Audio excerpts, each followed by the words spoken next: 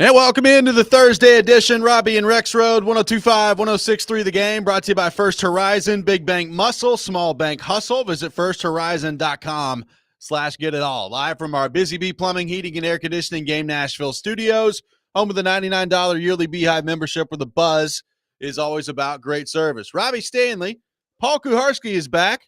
Ian Safar with you here on this Thursday morning. PK with me for the next 2 days here on the program. PK, good morning. How we doing? Good morning. I'm doing all right, but I have to say, I think I'm more into the Knicks than I thought because I am upset this morning. I've got lingering, the sort of lingering pain from a horrific loss that you have when you're invested. Yeah. And I am not shrugging off a historically bad loss the way I would if I was casual fanning this. So, I mean, I'm hypocritical in a lot of ways here. I've been out on the NBA and out on the Knicks, my Knicks, for a long time. But you plug them back into a big case scenario, and I've been in. Now, I turned it on. I said this, in our first conversation. I turned that game on with 7 minutes left. My wife was watching something else, and I'm now a YouTube TV guy, and I turned it on my phone with 7 minutes left. And I saw everything you needed to see to know what the story of that game was. You did. But, the show before us, the ESPN show, was having collapse versus comeback conversation. I mean, it's both, obviously, but that's a massive collapse. It is. I mean, it is a massive collapse. I do think the Knicks fan on that show was pointing out something very important, that when Reggie Miller single-handedly took down the Knicks in the game that created that choke, the Knicks won that series. Right, exactly. Right? I'm not saying they're going to win this series, but Reggie Miller is largely like, if you had to pick one moment from Reggie Miller's career, that's it. He scored like 9 points in 30 seconds. Yeah, it was crazy. Less than that. It was insane. A top 5 NBA moment of my lifetime, and made the choke signal. Unbelievable game, but they lost the series. I think it's important to note.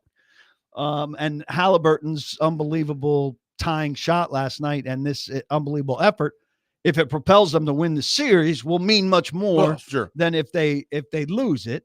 I think teams have a easier time coming back from these things, especially early in a series, than fans do. As a Knicks fan, even I that am not as invested, it's absolutely devastating. Yeah. Knicks go back to practice today and they're like, yeah, we blew one, but got a chance. But that is some compelling NBA TV. It was really good stuff last night. I mean, Halliburton, he's been about as clutch as it gets in the playoffs so far.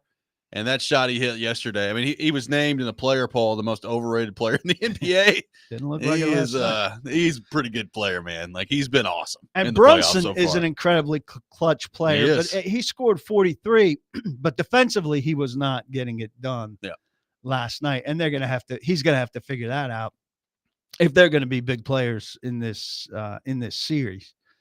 And look, the Knicks, this is often the case in a game like that. They were on the line twice late, which is where, if you're protecting a big lead against a crazy comeback, you got nail things down. Yep. And they didn't. And that sounds simple, but it is simple. And they didn't get it done there. And, if they lose this series, you might be looking back at 2 trips to the stripe late in game 1 and say it comes down to that. The Knicks stubbed their toe in game 1. We'll see if they can respond in game 2. Dallas with a comeback win against Edmonton last night. They were down 3-1, and they stormed back in the third period, and they end up winning that game 6-3 last night. So Matt Duchene, Mikal Granlund, a couple of former Preds, scoring some big goals for the Stars last night, and they take game 1 of the Western Conference Final in that one. How much does the rest of this line up against each other, or does the rest cycle get these games off of the same schedule? I know NHL people hate to hear it, but there's a pecking order here. The NBA is ahead of the NHL in this pecking order. NHL needs to schedule in a way that they're not up against it. Plus, I mean, just American sports fans, I think it'd be great if you had a NBA Easter, conference finals. I understand they're two conference finals. You're not going to be able to totally steer clear, but it seems like you could have basketball, hockey, basketball, hockey, basketball in a very nice way where there's something on every night. You would think so. And also, I mean, they do that when the finals get here. I mean, they just kind of stagger it every other night. And I think that's a great thing specifically for the NHL. Like, that's to have your product by itself. But yeah, like you had two games going on at the exact same time last night. So it's probably not a formula for success for the NHL there. Although, like, I mean, Dallas, Edmonton, you got star power all around. I think it's going to be awesome. But yeah, I mean, that one could go 7 games, but I agree with you. If they could find a way to isolate the times a little bit better and at least stagger the starts a little bit more, that would be good. Yeah, that double screen. I'm still relatively new to the YouTube TV experience where I need that. And I wish I could do it with the baseball too, but that's on MLB TV. So you're going out of the same element. You can't involve it there. And we've talked about some of the difficulties of this when you cut the cord, but it does give you an option there to do 2, which I hadn't thought of last night, but I will look at it going forward here. Sad news yesterday in the NFL, PK. Jim Irsay passing away at the age of 65. He has been running the Colts since 1997, so obviously some great success during that time with Peyton Manning, drafted Andrew Luck, and we know that they've been kind of wandering through the wilderness the last few years as a football team. But Jim Irsay passing away at the age of 65, that announced yesterday afternoon. A complex figure for sure. I've read a lot about him, struggled with addiction in a big way. I read, I think Greg Doyle's column from the Indianapolis Star said it was in, recovery at least 15 times battling his demons. Did a lot of crazy good charity work for the city of Indianapolis. And so I think we tended to see the crazy, wild stuff that he did several times under the influence, and tweeted out some wild stuff at some wild times.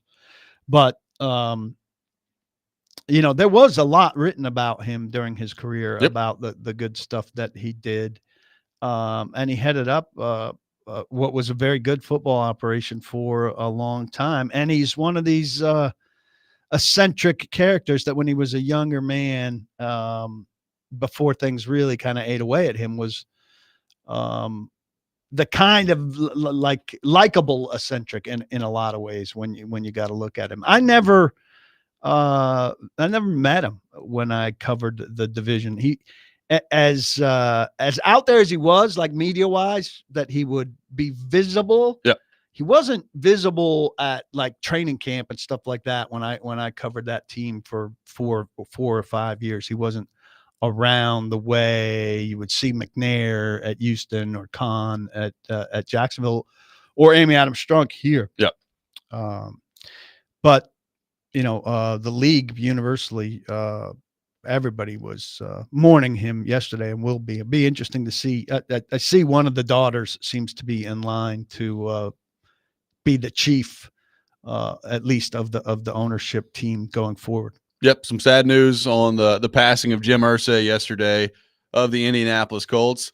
PK, some other news in the NFL yesterday as well. The tush push does not get banned. It lives on. According to reports, the voting ended up being 22-10, and you needed 24 votes to pass it. So they do not reach that 24 vote bar, and the tush push for the moment lives on. Now, we'll see if this is revisited at a later time, which I'm sure it will be. But for the moment, the tush push living on. Sounds like ownership was as sick of it as many of us. Yep. I think it was Jed York of the 49ers who reportedly said, can we just vote on this already?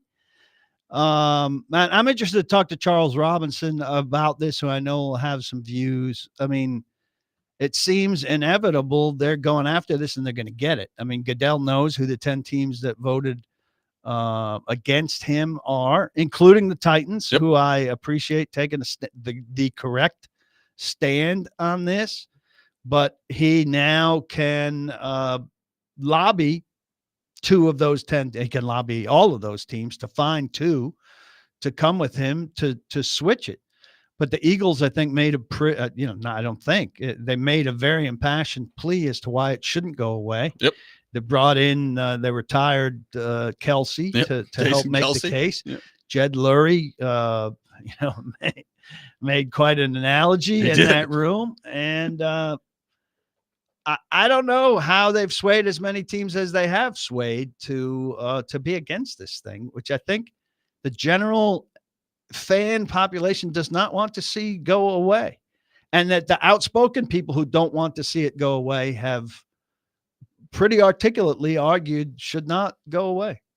The Eagles, Ravens, Browns, Lions, Jags, Dolphins, Patriots, Saints, Jets, and Titans were the teams that voted against the proposals. Those are 10 that probably in Goodell's sights right now. Good for them. So we'll see what ends up happening on the tush-push front and then when this resurfaces, which I'm sure it will at some point. But get used to Jalen Hurts lining up under center and running the tush-push this year. I don't think the lobbying will end. I don't think this is Goodell now just lobbying those 10. I think Lurie and the Eagles and some of those 20, some of those other 10 will continue to lobby the 22 to flip them back. Yeah, I'm going to be really interested to see how that part of it goes because I kind of like this in the NFL where if you're going to change something, you need 24. Like, I'm glad it's not just simple majority because I think that's stupid. Like, I think if you're going to change rules you have in place, it needs to be the overwhelming majority. But are they ever going to actually get to 24? That's going to be it feels personal to me. It kind of does. Yeah, and look, I'm not a huge fan of the tush push, but it does feel pretty personal. Like I understand the argument if you're the Eagles or an Eagles fan where you're like, so you guys want to ban something because you can't stop it. Like that's what you want to do. And I do have a problem with that. Aesthetically, I don't love it. Like I think back to the NFC Championship game when Washington jumped offside like 8 plays in a row. And I was just like, what are we doing here? Like what's happening here right now? But I understand if you're an Eagles fan, you're saying you guys can't stop this play, so now you want to take it out. Yeah. Figure it out. Remember, there's a great meme of a guy screaming. I think it was at a Florida football game when Florida was really bottoming out, just screaming at them. Figure it out. Figure it out. Figure it out. Well, figure out how to stop it, slow it, get the percentage down. We got a busy show today on the program. Mike Tannenbaum from ESPN, former NFL general manager, will be with us at 6:30. We'll get his thoughts on Cam Ward and the Titans. Jared Stillman will be with us at 7 o'clock. I'm sure that'll be spicy a little bit later, coming up at 7 o'clock with Stilly on the program. Call him Tom Brady. Yeah, Brady will be with us at 7 o'clock. Charles Robinson from Yahoo Sports, his weekly visit at 8 o'clock here on the program as well. We'll get your thoughts on all that.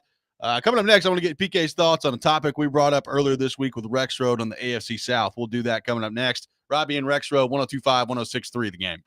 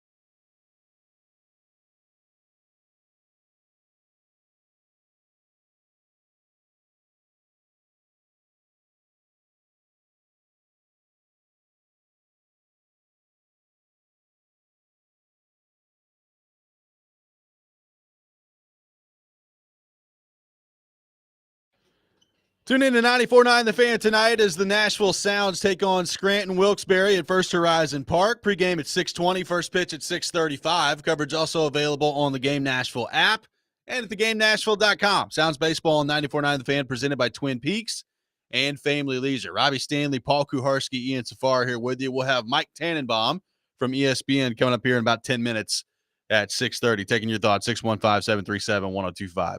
BK, I would assume you, like the rest of us, look at the AFC South and say this is Houston's division to lose, basically for lack of options, because we know where the Titans roster is. Jacksonville is Jacksonville, and the Colts apparently have a quarterback competition between Daniel Jones and Anthony Richardson. So I don't know how well that's going to work out for Indianapolis. I look at Houston, and it was interesting to get Joe's thoughts on this earlier this week.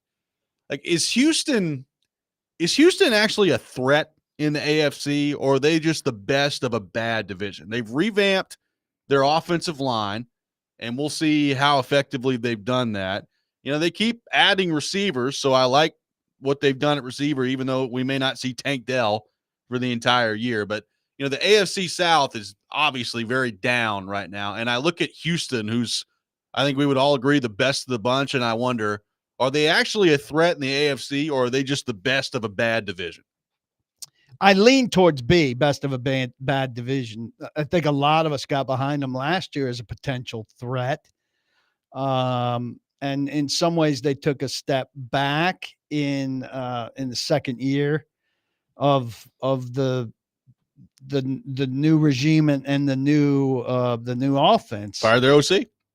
Yeah. And so he was a hot prospect in terms of head coaching, and then they fired him, and they're looking to revamp the offense for CJ Stroud under Nick Caley, the new offensive coordinator.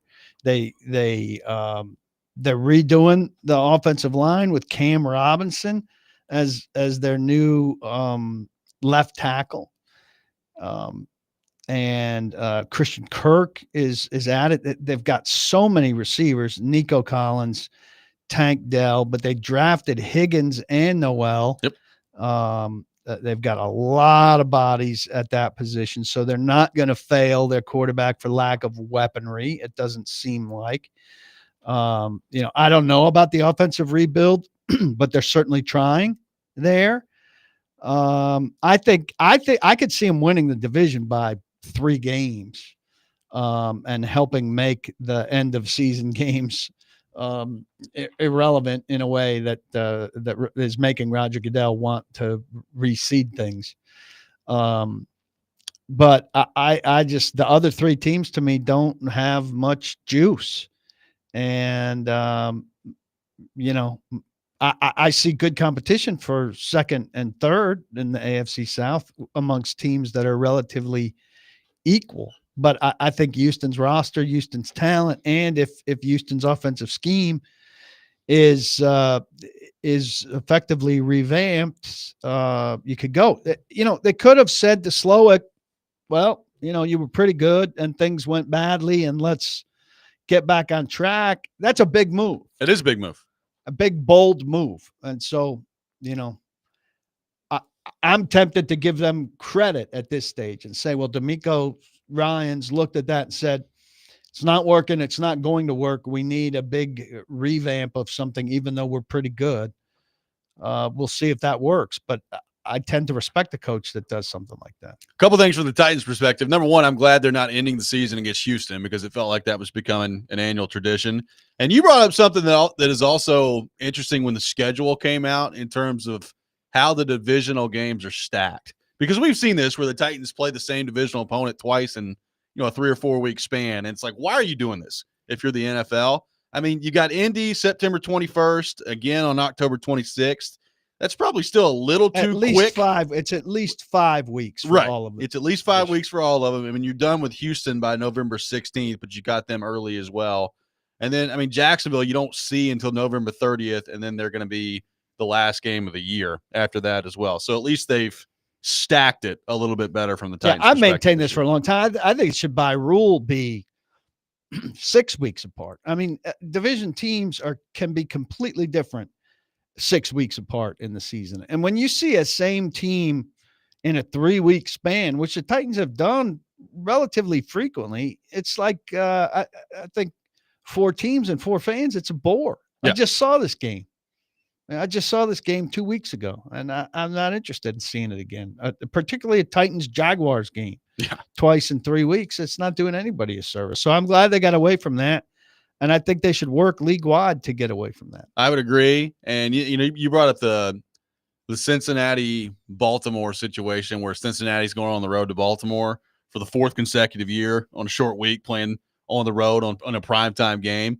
Like, I do think, like, I understand you stacking your divisional games and you want to close out the year with a divisional game in case it means something. So I get all that.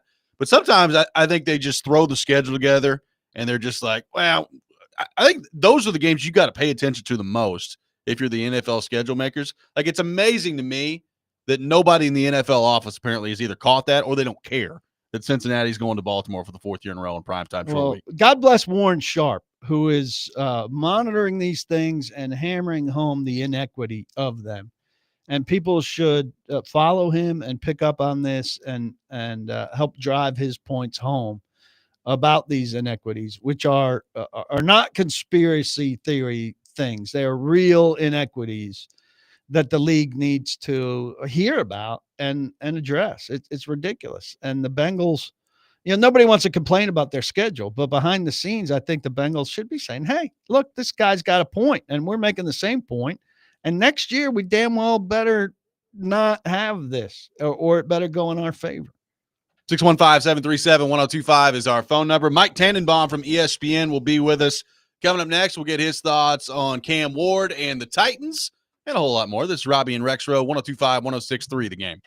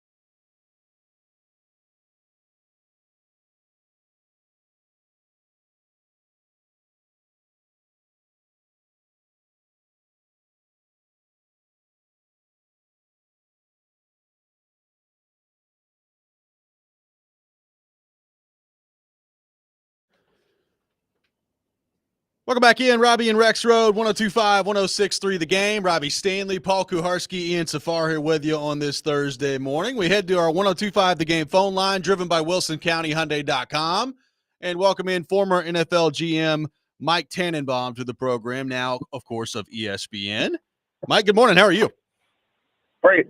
How you guys doing? Doing awesome, man. Really appreciate you taking time to be with us. So, Mike, obviously a lot of excitement from Titans fans here in Nashville on the Cam Ward front. As you watched him coming up through the draft process, what's your opinion on the type of player, the type of quarterback that the Titans are getting here at number 1 overall? I really like him, and I think, unfortunately, there was so much other noise about the quarterback position in the draft that he didn't get his due. I think he's dynamic, excellent arm strength, and a great teammate. And I think they're going to have a frontline quarterback for a number of years. Mike, on the Brian Callahan front, I mean, obviously, the Titans were 3-14 last year. He did not get good quarterback play. The roster was not in a good spot. So he's heading into year 2 as head coach now.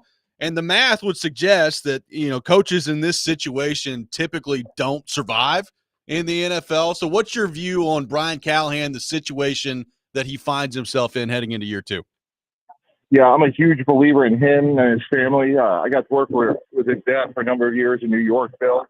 I think they stand for the right stuff. And I think, Tennessee has a great young coach. And in a different era, we wouldn't even be talking about that. And, guys like Coach Belichick and Don Shula, not to say that he's going to be a Hall of Famer, but in the formative years of their careers, they didn't always get off to a great start. But I think Brian's made of all the right things you want in a coach. Their young guys on the offensive line had an adjustment period with Bill Callahan. Now they bring in 2 veterans in Dan Moore and Kevin Zeitler, who obviously have been around the block. What's a reasonable expectation for how quickly these guys should assimilate to Bill Callahan's stuff? And what's a reasonable expectation for how much better what's been a horrible line should be? Yeah, that's a great question. And I think that's where, look, the offseason isn't what it once was, but I do think we're going to see a massive improvement into year 2. And I think part of it, too, will be the way Cam Ward's going to play. I think he's really good with the fundamentals. And I think when you tie his footwork to what Bill Callahan will do, I think you'll see a much better line. You like Cleveland drafting both Dylan Gabriel and Shedeur Sanders, if I'm not mistaken. Why and who's the odd man out in the 4-pack in Cleveland? Yeah, I thought that was very opportunistic. I like Shedeur Sanders. There's a lot of reports that maybe he didn't handle things well in the pre-draft process. I think he has more ability than Dylan Gabriel in San Luis. I don't think that's close. And if I was Cleveland, I would certainly give Shedeur every chance to be the starter. Mike, when you look at the AFC South as a whole, obviously, Indy with a quarterback battle with Daniel Jones and Anthony Richardson. You've got a new regime in Jacksonville, and Houston certainly has been the best of the bunch over the last couple of years. Is this as simple as this is Houston's division again, or do you think anyone in the AFC South can actually challenge them this year? Yeah, look, I like Houston.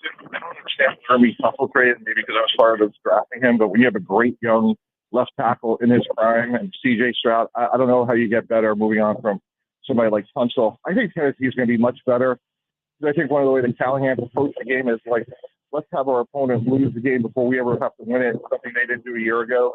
I'm not a believer in Jacksonville yet, and I don't know who the quarterback's going to be at the Colts. So I think Tennessee could be meaningfully better and should be a fun team to watch because I think they'll get better as the year goes on.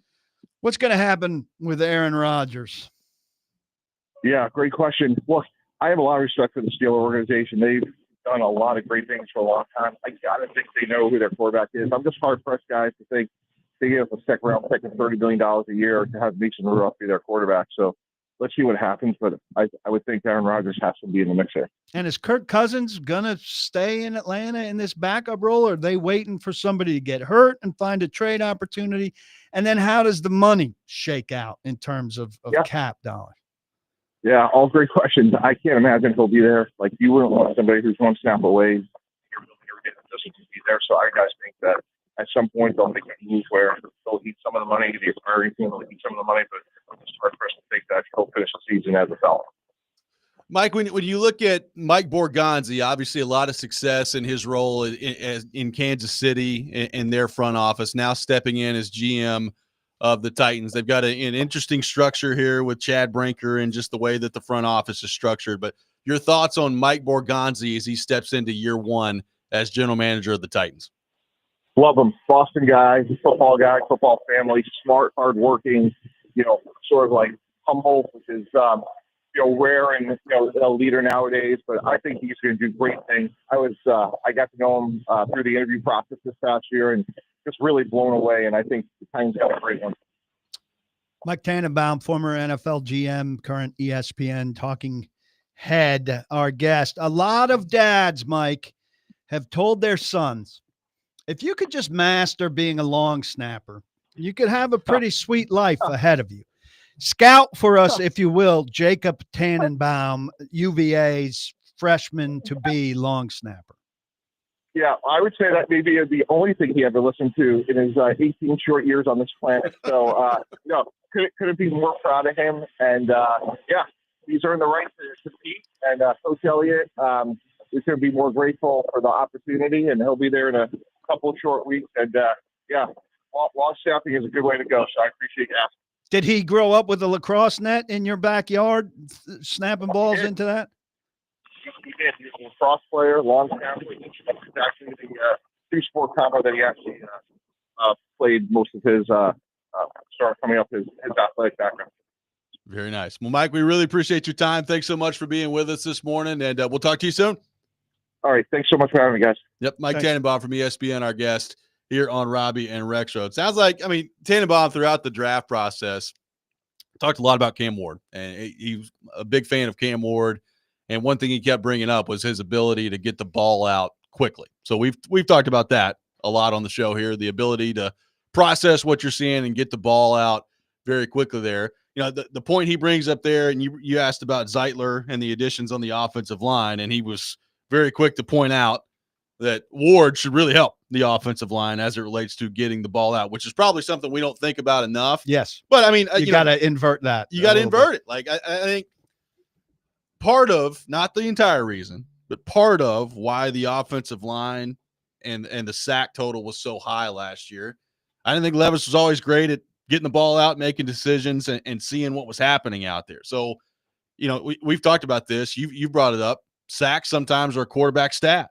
And how much is Cam Ward going to be in a better spot to mitigate some of that? I'm a big believer in that sacks are, at least in part, and to a larger degree than most people think, a quarterback stat. And I'm very curious to see how Cam Ward impacts that and how soon. Certainly he's not going to be as good at helping lower that number at the beginning as he will be ultimately if he is who they expect him to be. But yeah, that's a much more symbiotic relationship than people tend to think. Dan Moore could have helped himself when he's saying something along those lines when he was saying, I'm in front of my man despite those 12 sacks. I'm being facetious here, but it's my quarterback's got to get rid of the ball. Right. Well, it's just not as simple as you block your man, and if your guy gets the sack, well, if it's 5 seconds. Then if you failed to block your man for 5 seconds, it's not strictly marked against you the way it is at PFF, and that's why we like to look at these things more precisely on a Monday and say, well, yeah, technically he got beat, but he got beat, well after the clock expired on the expectation for him to block that guy. Yeah. I thought it was also interesting, Tannenbaum, clearly a fan of Brian Callahan, talked about, him going back with Bill Callahan there. So, we've talked about this before. The math is what it is. Typically when coaches find themselves with a number 1 overall pick, by and large, they're not there much longer. So there have been exceptions to that. Zach Taylor in Cincinnati, which is where he came from, is an exception to that. So we'll see. But the math is kind of what it is on the NFL head coaching front. Then inherit the number 1 overall pick. Wish his phone had been better, of course. Yes. We apologize for that. No doubt about that. 615-737-1025 is our phone number. 615-737-1025. More reaction to what Mike Tannenbaum had to say, plus A point I want to get to with PK on the Titans front. We'll take your questions for PK on the Titans. 615-737-1025 is our phone number. We'll have Jared Stillman coming up at 7 o'clock. All that ahead. Robby and Rexrode, 1025, 1063, the game.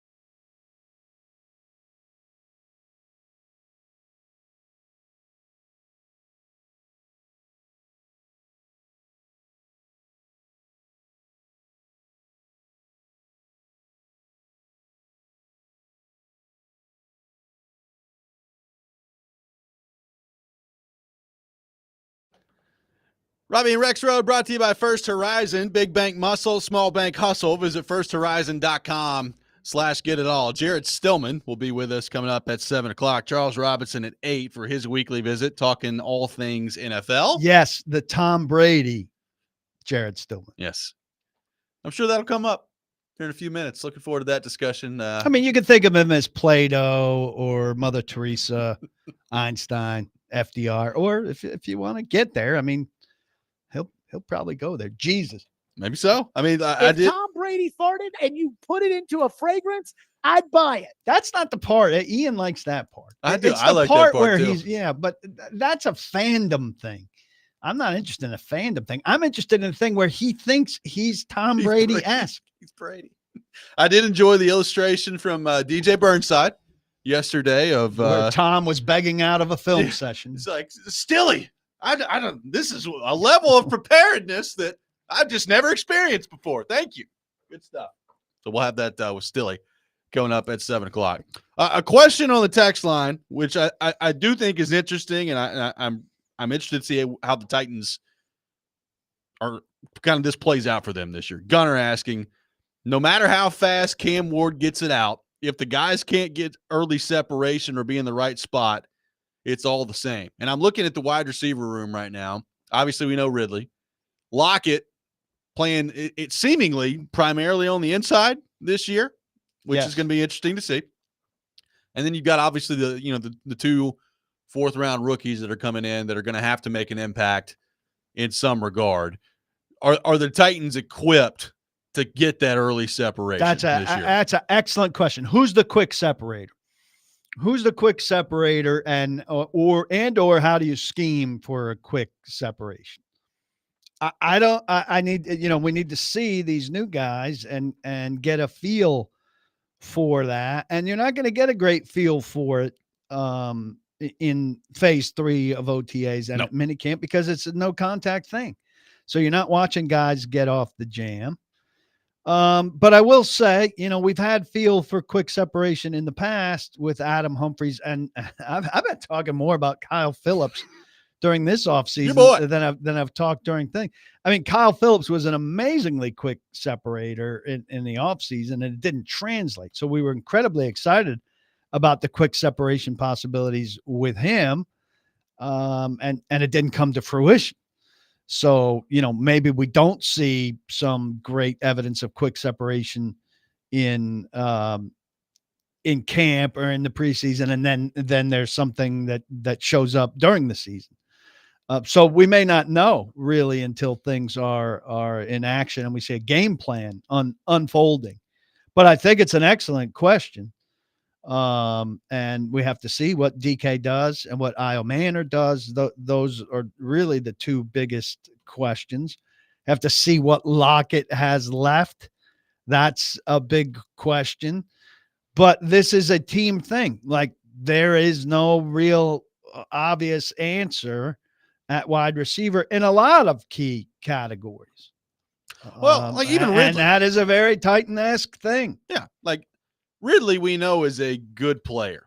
I don't think that Ridley is a number one wide receiver probably on a good team. I think he's probably a high-level number 2. But Ridley's a good player. One thing that's also true with Ridley, and we've talked with you about this, like it has taken him a while to get going in each of the last 2 years. And one of those was in Jacksonville, one of them last year in Tennessee. Now, to his credit, he ultimately did get going, even with poor quarterback play around him.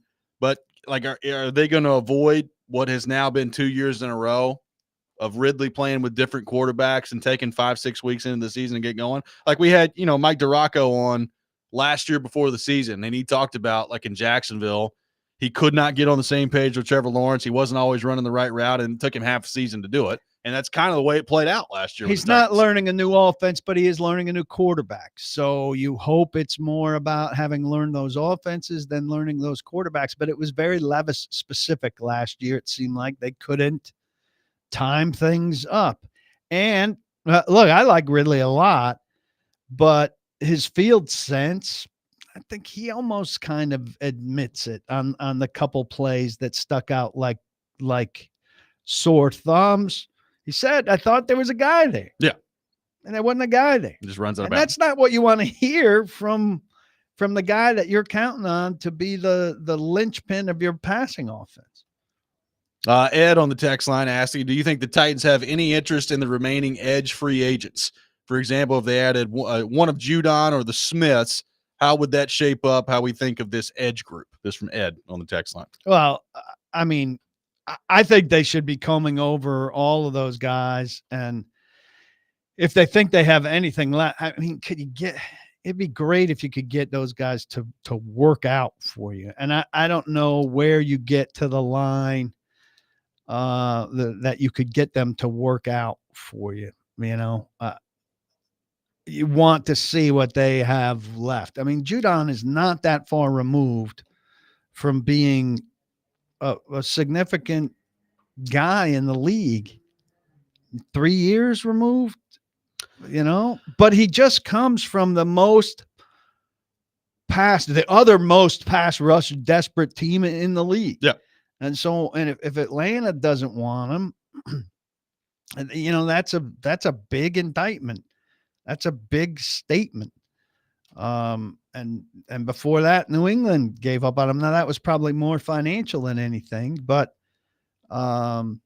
yeah, I mean, they should be inspecting these guys like crazy. They shouldn't be particularly expensive being on the market this late. I think their tendency is, or has been, and we don't know what Borgonzi's thinking is here, but kind of like, let's see what we've got before we go out and get help. But I'm pretty confident what they've got is insufficient. It's not good enough. Yeah, it's not good enough. I mean, the problem with all those guys is, as a 32-year-old myself, they're all 32. So what do they have left? Now, in Zadarius Smith's case, he had 9 sacks last year between Cleveland and Detroit. Also, here's the other thing. Not that the Titans are like, they've got some, we can't go there tag on them or anything like that, but you're talking about the worst team in the league. So, like, does Zadarius Smith want to come play for the Tennessee Titans? Or is Zadarius Smith going to wait for another opportunity to open up elsewhere for a team that's maybe closer and to competing for a championship? And all those guys may be doing that. And you don't have to have them right now. I mean, you'd like them to be involved in what you're doing right now, but mostly you'd like them for the first day of training camp when things sift out. But I provided you're getting a good guy who's not going to be a problem and will fight for a role, I would love to see them add one of those guys with the understanding, and the fans maybe won't get it, that, maybe it doesn't pan out. You're not saying this guy's coming in and saving our outside linebacker position. You're saying this guy's coming in because we need help, and maybe he's still got some juice. Well, look, I don't need anybody to come in and be Javon Curse, but I look at their edge rusher group right now, PK, and it's just bad. And then what happens if somebody gets hurt? Like, what happens if Arden Key gets hurt? What are you doing at that point if you're the Titans? Like, I mean, you have no depth there at that spot. You really don't have good enough start. I mean, look, I guess we'll see with Oladejo, right? Like, he feels to me more of like a project, which is not really what you want in a second-round pick, but he just started playing the position a year ago. So, maybe he does come in and is immediately effective in the NFL. That's what you need out of your second-round picks, but I don't know that my expectations for him as a rookie are all that high based on his background. So, like, it's already really light, and then what happens if somebody gets hurt at that point? I mean, you have nothing behind those guys. And, Lorenzo Carter, is it going to be more than a body for you? He averaged slightly under 4 sacks in a 17-game season. So that's a, replacement level-ish player. Yeah. Why not take a stab at doing better than that? Arden Key, we know, is a streaky player. He'll have a month where you say, hey, he's really showing up. Yep. And then he'll have a game and you'll be like, where was Arden Key? Right. That's not changing at this point of his career. Yeah, that's who he is. 615-737-1025 is our phone number. Jared Stillman will be with us coming up next. We'll get his thoughts on the Titans. We'll discuss his preparation for all of his shows, I'm sure, as well, and his comparison to Tom Brady. We'll get into that coming up next. Charles Robinson will be with us at 8 o'clock. All that ahead. Robby and Rexrode, 102.5, 106.3 The Game.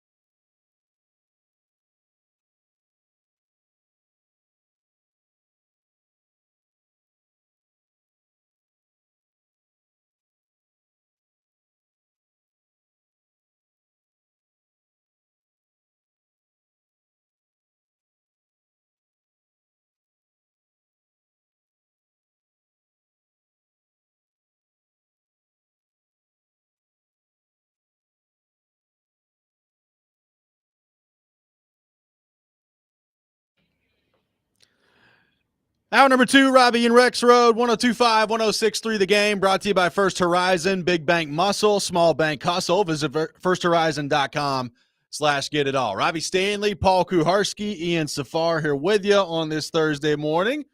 Normally joined Friday morning at 7 o'clock and Audible this week. Jared Stillman with us now on the program. Stilly, good morning. How are you?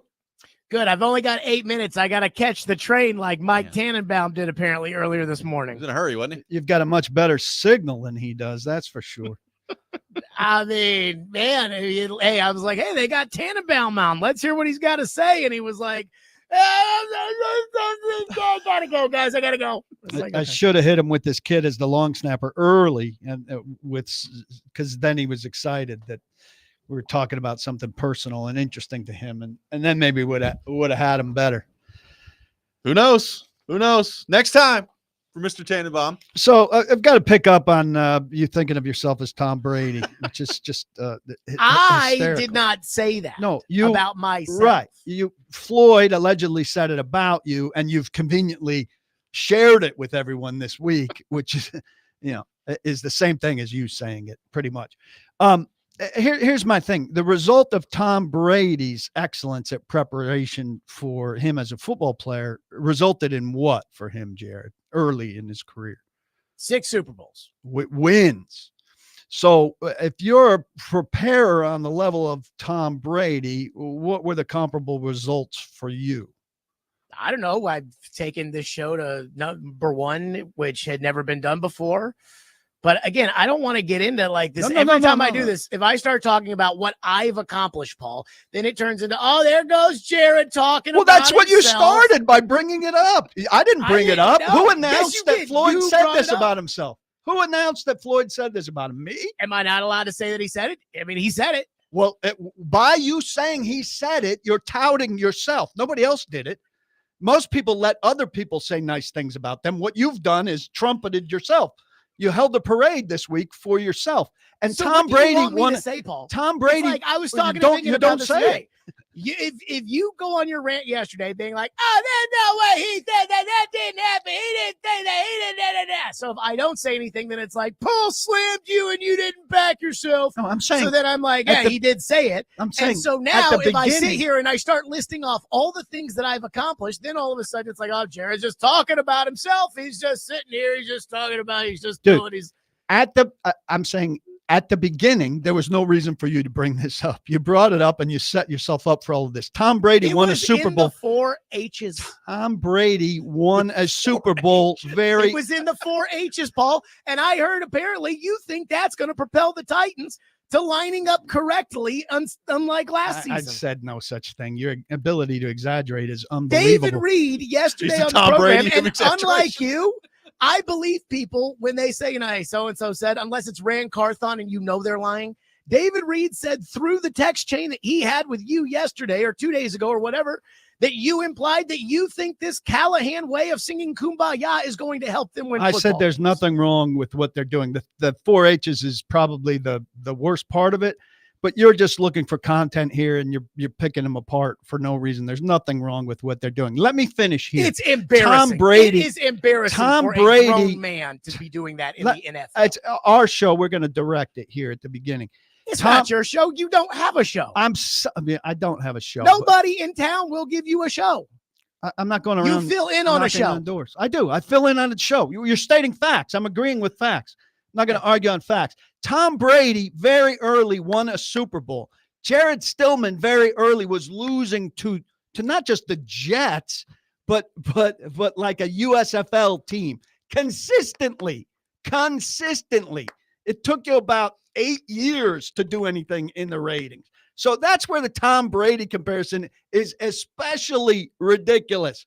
You're losing to a show everyone hates for a long time. That is not Tom Brady-esque, period. You know it. I know it. The American people know it.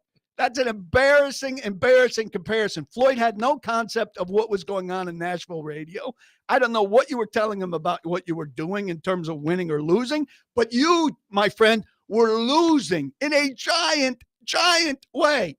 I don't want to have to go document that. You could just say, yeah, I was, because, yeah, you were. Paul, First of all, I'm not going to get into this one way or another. I think that what I've accomplished at this station was and amazing and tremendous. Yes, we know you do. I think a lot of people, given the context, would feel that way. But I'm not going to go crazy and defend it and say, because if I do that, then I have to put other people down. And I'm not going to do that. That's you. And that last rant right there is exactly, again, why you are good on the radio, Paul. This is why people won't hire you. And then when I say things like this, people get mad at me and they say, that's a low blow. And I'm like, listen, like, we can't hire this on the air because of that. Who is saying that I'm not getting, like, I don't know where the openings are that I'm not getting hired for. I'm not having conversations. There's an opening right now. Anybody. Where? At the morning show over there? Jared, I'm dead over there. It's no secret that I ended on bad terms over there, and I'm not reemerging over there with current management. And that's life in the big city. I know in your world, this is still a little village, but it's turned into a big city. And I had a show that went number 1. And the more I talk about it, the more that you're going to say, oh, there he goes talking about himself again. And then you say all these other things, and it's like, well, I shouldn't defend him. I'm just saying Tom Brady won very quickly. And you were losing big for a long time. I didn't compare myself to Tom Brady.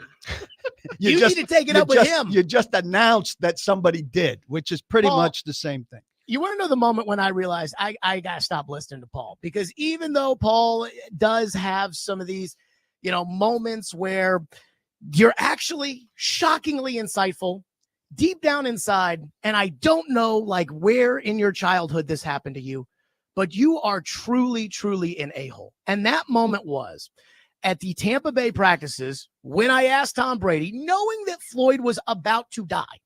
I asked Tom Brady about his experiences with Floyd in New England, and Brady had something very insightful to say about how, he was a great general manager and a great coach, and that his life was dedicated to football, and his teams were very hard to play against, and that it was great to have him in New England. And as soon as that was over, and you knew that he was sick, most people did not know he was sick. You knew he was sick. You turned to me in Tampa Bay and you said, oh, did you get that question in for daddy? Ha, ha, ha. And I was like, my God, what an a-hole. And I've just felt that way ever since. I still love you, but Paul, you need to nicen up a little bit. Yeah, I'll take my counseling from you. Let's change topics and get off of this. You put out a list, and this was a good list of where the Nashville ranks as a market in terms of actual market size. But don't you think when people talk about Nashville, I do, as a small market, it's not literal market size. Yes, we're bigger than some of these other markets, but they're talking too about this being one generation of history, fans here that think 3 bad years make them long suffering and things like that. That's what makes Nashville a small market. It's a small minded market, as well as not being a New York or Chicago or Los Angeles. It's absolutely a small-minded market. And I don't understand, because I do, like, it's a young market is really what it is. Like, when I was in Louisville was a much, it's a smaller market than Nashville, but because Louisville and Kentucky basketball has been a big thing for all of these people's lives and their fathers' lives and their grandfathers' lives and their mother's lives and their grandmother's lives, that it's, I guess, different. But when it comes to the Titans, I mean, I remember when they were in the playoffs as the 1 seed, and I was surprised because someone said that people keep talking about the small market Titans. They're the largest market left in the AFC, with Kansas City, Buffalo, Cincinnati, and them. And yet we would consider the Titans to be the least appealing team on television. I do think that there's a small market mentality here that I've been trying to kind of knock and push back on. It's always, oh, our coach is the best, our team is the best, you'll see. But I think they've maybe outgrown that a little bit. The Titans just don't have a lot of fans, and they're just not very interesting, and they just don't have a good quarterback yet, at least. And that's why they're not going to put you on TV. But people were like, we're just a small market team. I'm like, Buffalo is a much smaller market, and they get more primetime games because they're good and they have a quarterback. And they have massive history. Generations and generations. I don't think CBS, when they're sitting there, like before Josh Allen became good, I don't think CBS sat there and said, in the 90s, Buffalo was good. Let's put Jim Nantz and Tony Romo on the game. Yeah. I think it's now they have a quarterback and they're good. Let's put Jim Nantz and Tony Romo on the game. No, but the fact that they've been cycled through with Jim Kelly on national TV and gained fans from that adds to their allure over time, and the Titans don't have that. Jared, do you think it is realistic that the Titans offensive line can be ready to go week 1 and that there's not going to be an adjustment period? No, I understand, Paul. I'm glad you brought this up, Robby. Yeah, I saw what you said about this. This is a fan's take, Paul. You are Mr. I'm not a fan. This is my domain. This is a fan's take saying, I don't want there to be any adjustment period. This team better be ready to go. So do you want them to play all 3 preseason games every snap so that they're in shape and they're gelled together, and you want to put the guy with the torn Achilles out there in the preseason and say, go play 60 offensive snaps? First off, I said they had to dominate, which of course is you exaggerating. I don't want a big, long adjustment period as an excuse. They brought in 2 veterans who should be able to adjust much more quickly to Bill Callahan than a couple of high draft picks. Skoronski and Latham get no more I'm adjusting to Bill Callahan time. Center might be, if Cushenberry's coming back, it might be a little slow. If they're playing Mustafa or Levin, that's an issue. But I don't want to hear after game 1 or game 2, if the offensive line plays poorly, we're still working to come together. I want on week 1 for this line to be comfortable with what Bill Callahan is teaching them and to be able to execute it. I'm not saying it shouldn't be better week 6 than it is week 1, but week 1, I don't want to hear this, we're still really trying to figure out how to play for Bill. They brought in 2 veterans who should adjust quicker, and the 2 first-round picks are now going into year 3 and year 2. This should not be nearly as slow a process as it's been in the past. I understand it takes some time to gel, but I'm not giving a long grace period. It's time to get going, boys. That is not, I think, fair to set that expectation. They're going to Denver week 1, which is one of, in my opinion, the 2 hardest places to play in the NFL. Man up, boys. Man up. So they're going to Denver with a rookie quarterback. They're going to have to go on a silent count against 2 all-pro caliber edge rushers in Allen and Benito and a top 10 defense. And you're going to say, man up, boys. I expect to see that's right. Prime time. Make your $20 million, Dan Moore. The team judged you to be a left tackle solution. They spent the 7th pick. I'm not being a fan. I'm being an analyst. You spent the 7th pick in the draft. He's in his 2nd year. You're putting him back at his comfortable position. I want to see you go there and have a reasonable degree of success. You spend $22 million a year on the left tackle. I'm expecting you to have a reasonable degree of success. I'm not saying, I'm not going into the game saying, the offensive line is going to have a hard time because they haven't had a lot of time together. Those days are over. They've invested all of the stuff. It's time to perform. I'm telling you right now, the offensive line is going to have a tough day that first day at Denver. Well, and you can apologize for it. I'm going to say that's a shame. I'm not apologizing. Well, you're pre-apologizing. That is the only likely outcome here. That may well be true, but when it's the likely outcome and the Monday after, I'm going to say that's not acceptable to me. They need to be better out of the gate instead of you saying, well, they need some time to gel. It's only been 4 years since they fielded a decent offensive line. Let's give them some time. That's not Dan Moore's fault that the last 3 years the offensive line's been a train wreck. No, but they're paying him to come in and fix it, and I want him to be effective fast. Right. They're paying him to come in and fix it, but you have to be realistic about how well he can fix it. He can't fix it the first game when they don't practice anymore the way they used to practice in pads, and they don't play in the preseason the way that, if you really want to get in shape or gel. The left tackle has never played next to the left guard before. The center has never played next to the right guard before, and the right tackle has never played next to the right guard. The right tackle's never played a game in the NFL at right tackle, and you're expecting everybody to be ready to go right away. And I'm trying to figure out how this is supposed to happen. Do you have any good stories about right tackle? Answer the question, Paul. How I'm saying I want it to be on an accelerated path. They've been on a slow path on a lot of things a lot of times. Now it's time for them to find a route to an accelerated path. Again, I think your frustrations about how bad the line has been the last 3 years are what's making you feel entitled to be able to say this line better be good week I don't one. feel entitled to say it. I'm saying that's not realistic. All right. Well, then I have an unrealistic expectation for the offensive line. We're going to find out. That was my point yesterday. We're going to find out. Congratulations. I'm glad again to give you half of your show to discuss. Stilly, thank you for being with us this morning. Take care, Tom. Go have your avocado ice cream. Avocado tequila. See ya. Thank you, Stilly. We'll react to what Stilly had to say there. Take your thoughts. 615-737-1025. Plus, what is PK's message to Titans fans who are already out on Brian Callahan? We'll get into that. Robby and Rexrode, 102.5, 106.3, The Game.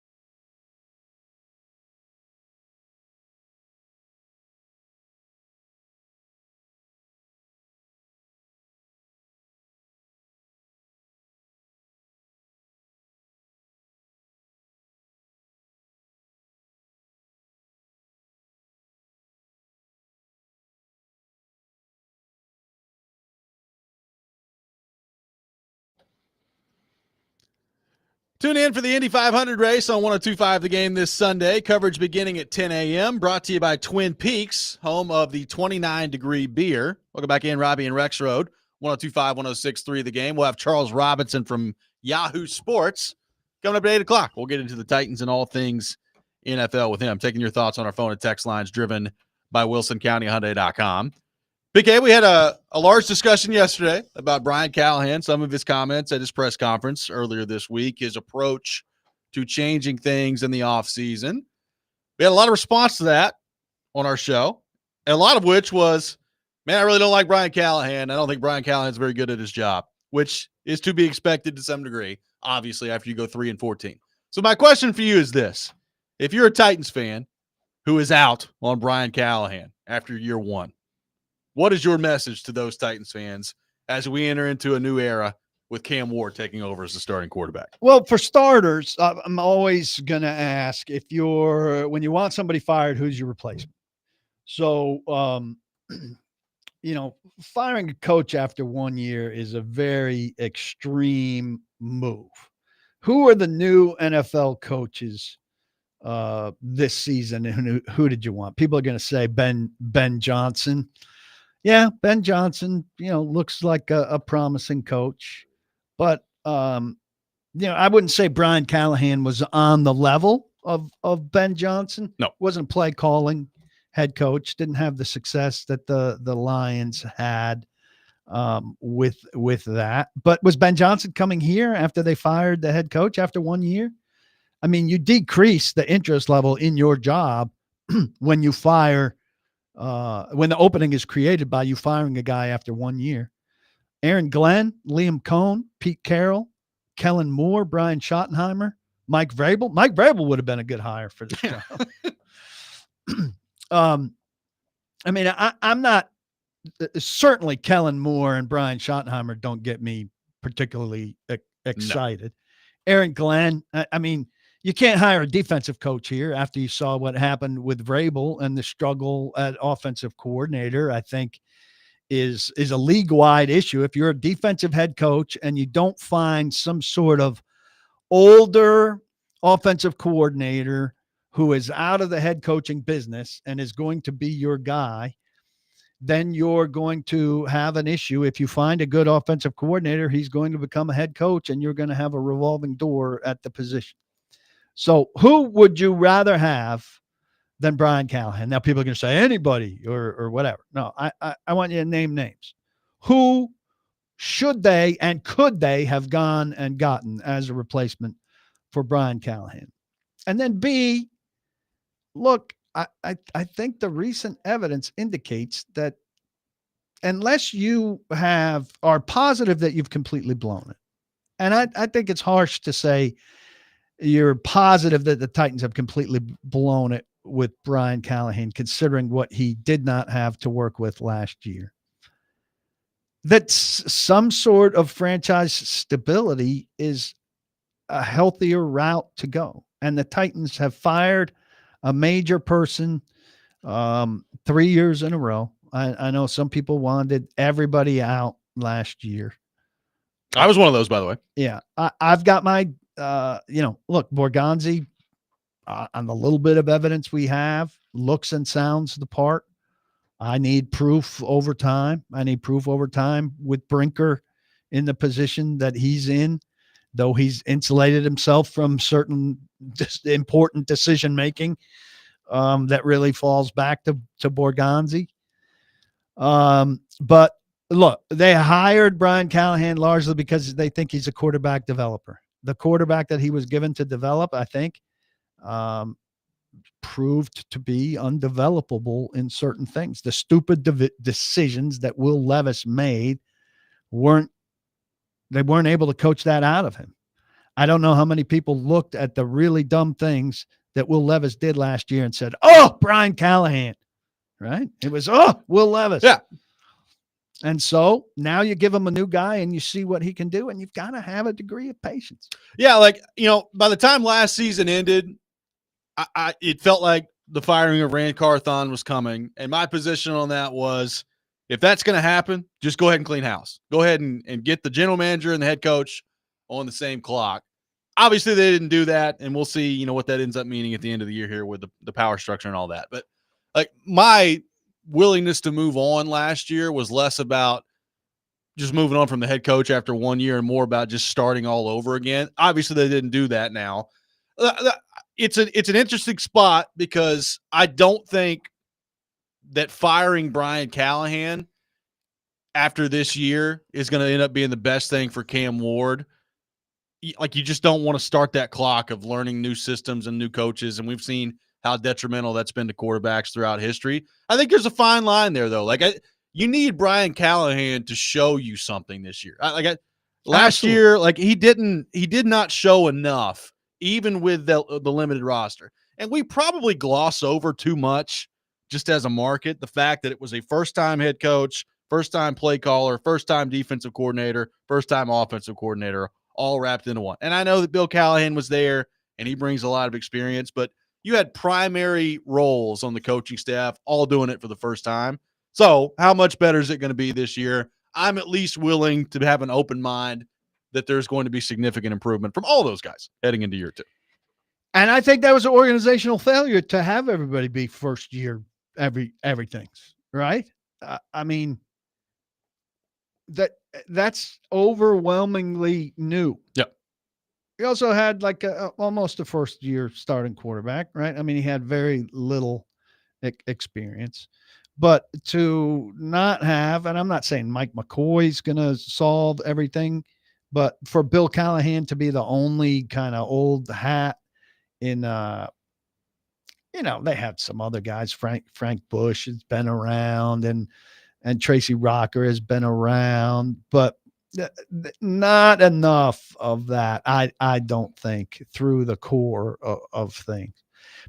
You know, you could say that Holtz doesn't have power, and I understand what he means to Callahan, and I understand this market really goes crazy over coaches having friends on their staff, which is the case on every staff. But you know, having more veteran presence, I think. But that was poor construct, I think, that was enabled by Carthon and Brinker, and maybe short-sightedness by Brian Callahan in terms of what you need first time through. And in hindsight, you know, I think they would admit, like, hey, having first timers everywhere is not the way to go. And you know where that's the case now is Jacksonville doing the exact same thing. And I think they should have looked up here and said, maybe that's not the way to go. That's a way to be slow. More coming up on PK's message to Titans fans who are already out on Brian Callahan. We'll take your thoughts on that. 615-737-1025 is our phone number. Robby and Rexrode, 1025-1063, the game.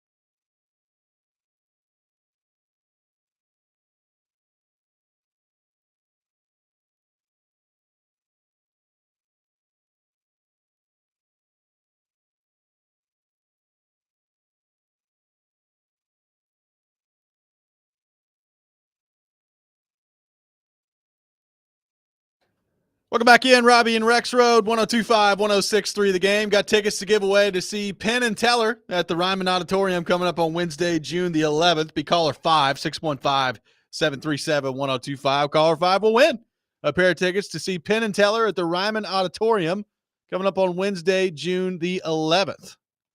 So that'll be fun. Robby and Rexrode brought to you by First Horizon, Big Bank Muscle, Small Bank Hustle. Visit firsthorizon.com/get it all. And Teller is going to be a guest of this show. Ian, how's that going? We're efforting Teller.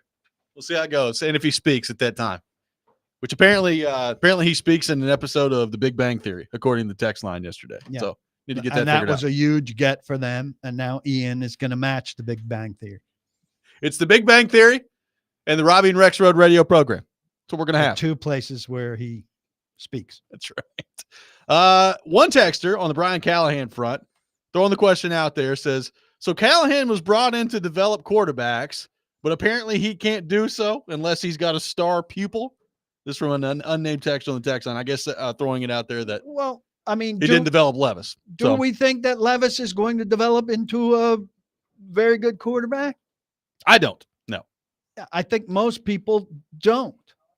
So, I mean, are you going to say that you're going to make a ultimate determination that Brian Callahan is not a good coach because he didn't develop Will Levis? No. That's it? F out? I will not say that. The one thing I will say, though, and we've talked about this, and I think this is partly why they're being kind of as slower than Titans fans would probably like to just come out and say, yeah, Cam Ward's our guy. He's going to be the quarterback. I do remember kind of like the offseason tour, and I'm not talking about all the Rand Carthon stuff, but Brian Callahan in multiple different spots last year was talking about how excited he was to coach Will Levis, what he thought he had in Will Levis, and how good he thought Will Levis could be. And you hear it, and it was not just the typical coach speak stuff of it. Like, he was legitimately excited about what he thought Will Levis could be. And then you see it translate the way that it did on the field, and you're wondering, like, where the disconnect is. Now, I will say, like, Brian Callahan, I thought, said it at the end of the year last year in the press conference, which was he basically came out and said Will Levis did a pretty good job of everything in the classroom looked good, practice field looked good, and he couldn't take it to the game day. Like, that's what he said. And I remember, it's funny. It's a gif. We all look at it and laugh, but it kind of sums up where I think Brian Callahan was in that second game where Will Levis rolls the ball on the ground, and there's the shot of Levis walking off the field, and Callahan's asked him what the F he's doing. Like, I think Brian Callahan was in shock of what he saw the first 2 weeks from Will Levis on the field. Particularly that second week, after you spend a week talking about the dumb thing he did the first week, right, and emphasizing how, look, you don't have to make a hero play in field goal range. Just, be smart, be careful. You emphasize that all week, and then he tries to shovel a ball to Tajay Spears and turns it over against the Jets to secure a second loss in 2 weeks. But I understand if you're a Titans fan, you say that, you said all these great things about him, and then the actual game day come around, and it looked like you had no concept of what he actually was as a quarterback. I almost think of it, you remember when you were a kid, and you really wanted something for Christmas, and you thought it was going to be terrific. You were sure it was going to be terrific based on the commercials you saw for it and the print ad that you saw for it and everything about it. It was going to be the greatest thing ever. Mine was a Snoopy snow cone machine. Nice. And when I actually got the Snoopy snow cone machine, it was cheap and not very well made. And my sister broke it on Christmas Day because the blades were so cheap and they were supposed to chop up ice cubes. And it sucked, right? Yeah. And so and I think Callahan was looking at Levis like that. And then he got his hands on Levis, and it turned out it wasn't what he thought it was. I, by the way, went through a stage where I had no money and I wanted to be giving my siblings birthday presents, and I did a thing where I forgave them for things. So I sent my sister a card and I said, for your birthday, I officially forgive you for breaking my Snoopy snow cone machine, which I thought was as good a gift as I could ever give. Sure, a huge weight lifted off her shoulders. Yeah, I forgave my brother, who I lent my good bicycle to when he lived in Los Angeles, and he got back from a ride and leaned it against his house or his condo to go in and water up, and somebody stole the bicycle. I forgave him for losing my bicycle. I have Googled the Snoopy snow cone machine. Doesn't take long to figure out why this thing may have broken. I will say that. Is it still poor? Yeah. I mean, this we're talking. I lived in Cleveland. This was 1975, probably. I would hope there's all kinds of Snoopy. I would snow hope cones they've here. modernized it since then. I think she did give me one later in life as a gag. I don't know that we got many snow cones out of that one either. Robert in Nashville says, "PK, don't you dare be speaking ill on the Snoopy snow cone machine. So It's very popular." I think that Levis was a Snoopy snow cone machine. Jackson says the Will Levis experience last year was like discovering Buzz Lightyear can't actually fly. Ads are misleading. Got all kinds of references here on the text line right now. Yeah, like again, I can't totally put the Will Levis stuff on Brian Callahan. Like, every now and then you just run across quarterbacks not good enough, and it doesn't matter who his coach is, doesn't matter what situation he's in. They're just not good enough, and that may be the case for Will Levis. I think a lot of us think that maybe down the road somebody is going to bring out the best in Will Levis, and I don't know that that'll be an indictment of Brian Callahan, because I think it'll be a time and a place thing, and that Will Levis will have had to have gone through some version of what he went through in order to get where he may get. Yeah. And I'm not making Brian Callahan completely innocent here. He did not get enough out of Will Levis, but there were circumstances around it that contributed. So look, Brian Callahan gets to write another chapter now. Let's see what he does. Well, and they think that Cam Ward is going to be really good. If he's not really good, a big part of that's going to be on Brian Callahan. Well, a big part of it's going to be on Borgonzi and Brinker for deciding that he was the guy. And a big part of it's going to be on Callahan for failure to get out of him what they think he should be. Well, and the bottom line is that Callahan's going to be the first domino to fall in that. Like, if Cam Ward doesn't have to be really good all the way through this year, but if they're not happy with the progress that he's making this year, Callahan is going to pay the price for that before Borgonzi and Brinker in this organization. So there's a pecking order of where things are. Pecking order largely based on time sequence. Right, exactly. And the time sequence isn't very long because of all of the turnover that they've had.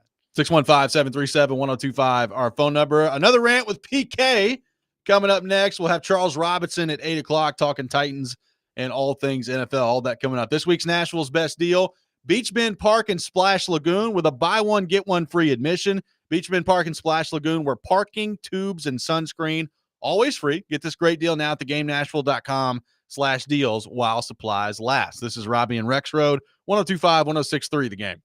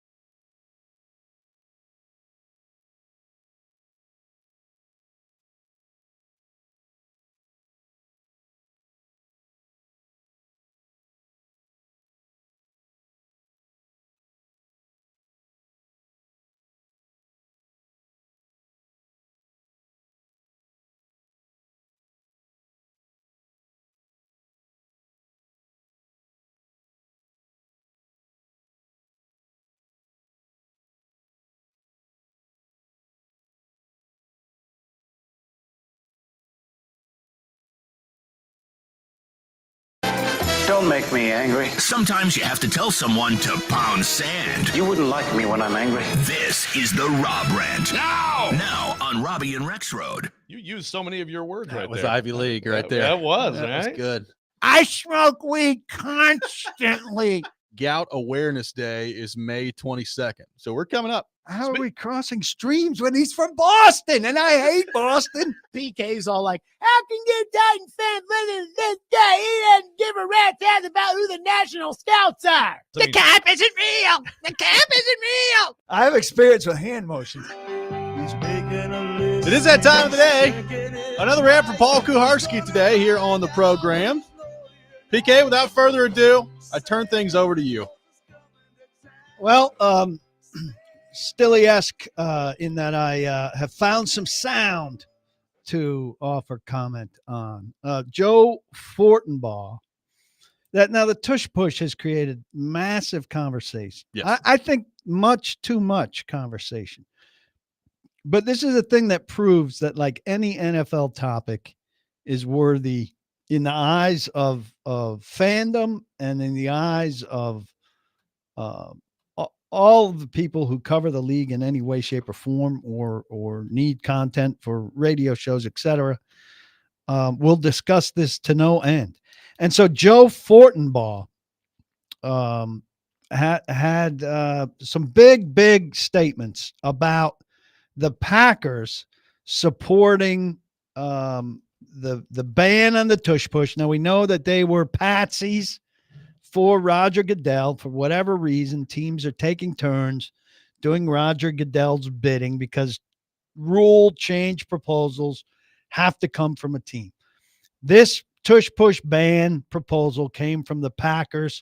It lost. And here's what Joe Fortenbaugh of ESPN Radio had to say.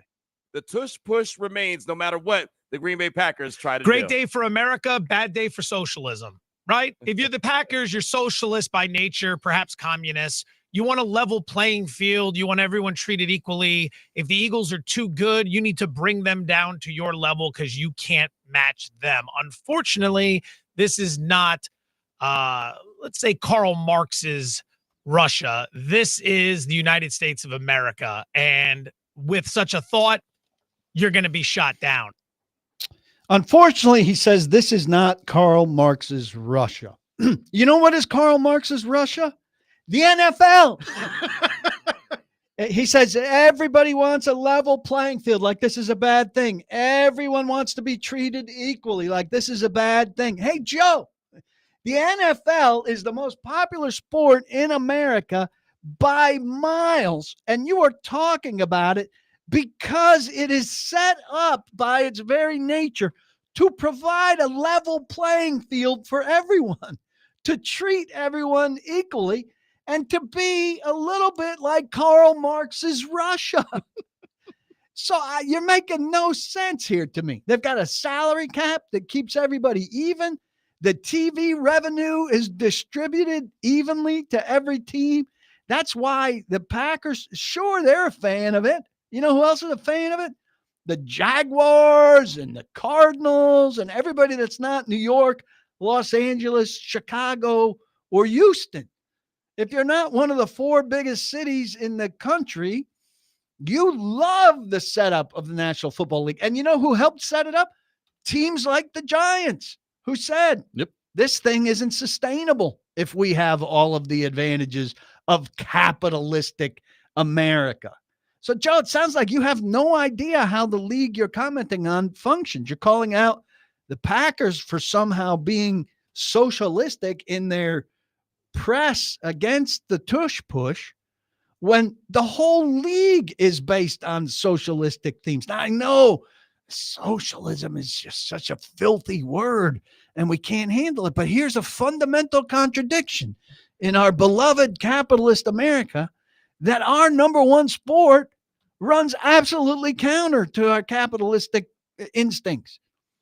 It is a socialistic organization. Don't even look at MLS because it goes even to further extremes. So this guy can't touch MLS. But this is a very, very stupid thing for him to say. I did put a comment on this to Joe, like, hey, You probably ought to look at the whole league. He has not responded. Well, we'll see if he responds on that front. But yeah, I mean, the NFL is trying like mad every year to set things up where everybody basically ends up 9-8 and in the playoff mix at the end of the year. Like that's what they're trying to do. They're actively Gravity putting rules that way. If you're the worst team in the league, you get the number 1 overall pick. Congratulations. Oh my God, Karl Marx is in action. Oh my God. So, I mean, that part of it. Here's the other thing. Like, yes, I mean, the Packers are going to have to wear this because they're the one that put the rule proposal together. But I mean, there's been reporting on this over the last couple of weeks that this really didn't come from the Packers. It came from the NFL. Like the NFL wanted the team. And look, if you're out there wondering why the Packers would be the one to do it, then yeah, that's fine. I mean, you can wonder that, but this is an NFL thing. Roger Goodell and the NFL don't like to tush push, and they're trying to get it back. And we'll talk with Charles Robinson shortly about why these teams are doing these Goodell biddings. Right, exactly. Because the Lions were doing the one with the playoff reseeding thing. So I mean, this is not an uncommon thing there. PK, there's something I need to bring to your attention very quickly before we move on to Charles Robinson. As Nick Fraser has pointed out on our personal text line, today a big day. National Gout Awareness Day, May the 22nd. It's today. Rexrode not here to celebrate, but happy National Gout Awareness Day to you, PK. Thank you. And a message for everyone out there suffering from gout. There is hope. There are cures and treatment. I don't know if trials, even cures, trials, treatment, and you too can feel better. You have our sympathies if you suffer from this. We know there's pain involved, and you have our sympathies and our best wishes. But we're thinking of you every day, not just today, but especially today. And we've not experienced this personally, any of the three of us, but we have been touched by it. We have with our friend Joe. We have dealing with it, and maybe someday you could be like me and get gout. Hopefully not. I mean, I don't think he's wishing it on us. And just be conscious of your red meat intake and your meat intake. Really, something you need to monitor. Otherwise, you too could suffer from this. And look, I've gotten ripped from making fun of it. I'm being serious here. You don't want this. No, you don't. You certainly You don't want it. We've witnessed it in Joe, and you don't want it. No. And another day we'll have National Tick Bite Awareness Day, and you don't want that either. Rexrode's really a sponsor for a lot of things. And there's another day, National Fall Up the Stairs Day, where you end up in a walking boot and you can't come to work because there's a flight of stairs. And you really don't want to be part of that either. A lot of national days that really tie into Joe. And this week is National Go to New York for a work day, or a couple days, which has enabled me to be here. Yes, he's done that. Charles Robinson from Yahoo Sports will be with us coming up next. We've got a lot to get into with him, Robby and Rexrode, 102.5, 106.3 The Game. So you're telling me that they could figure out a way for me to just go beer, red meat, and shellfish well, the all picture I want is and not get gout?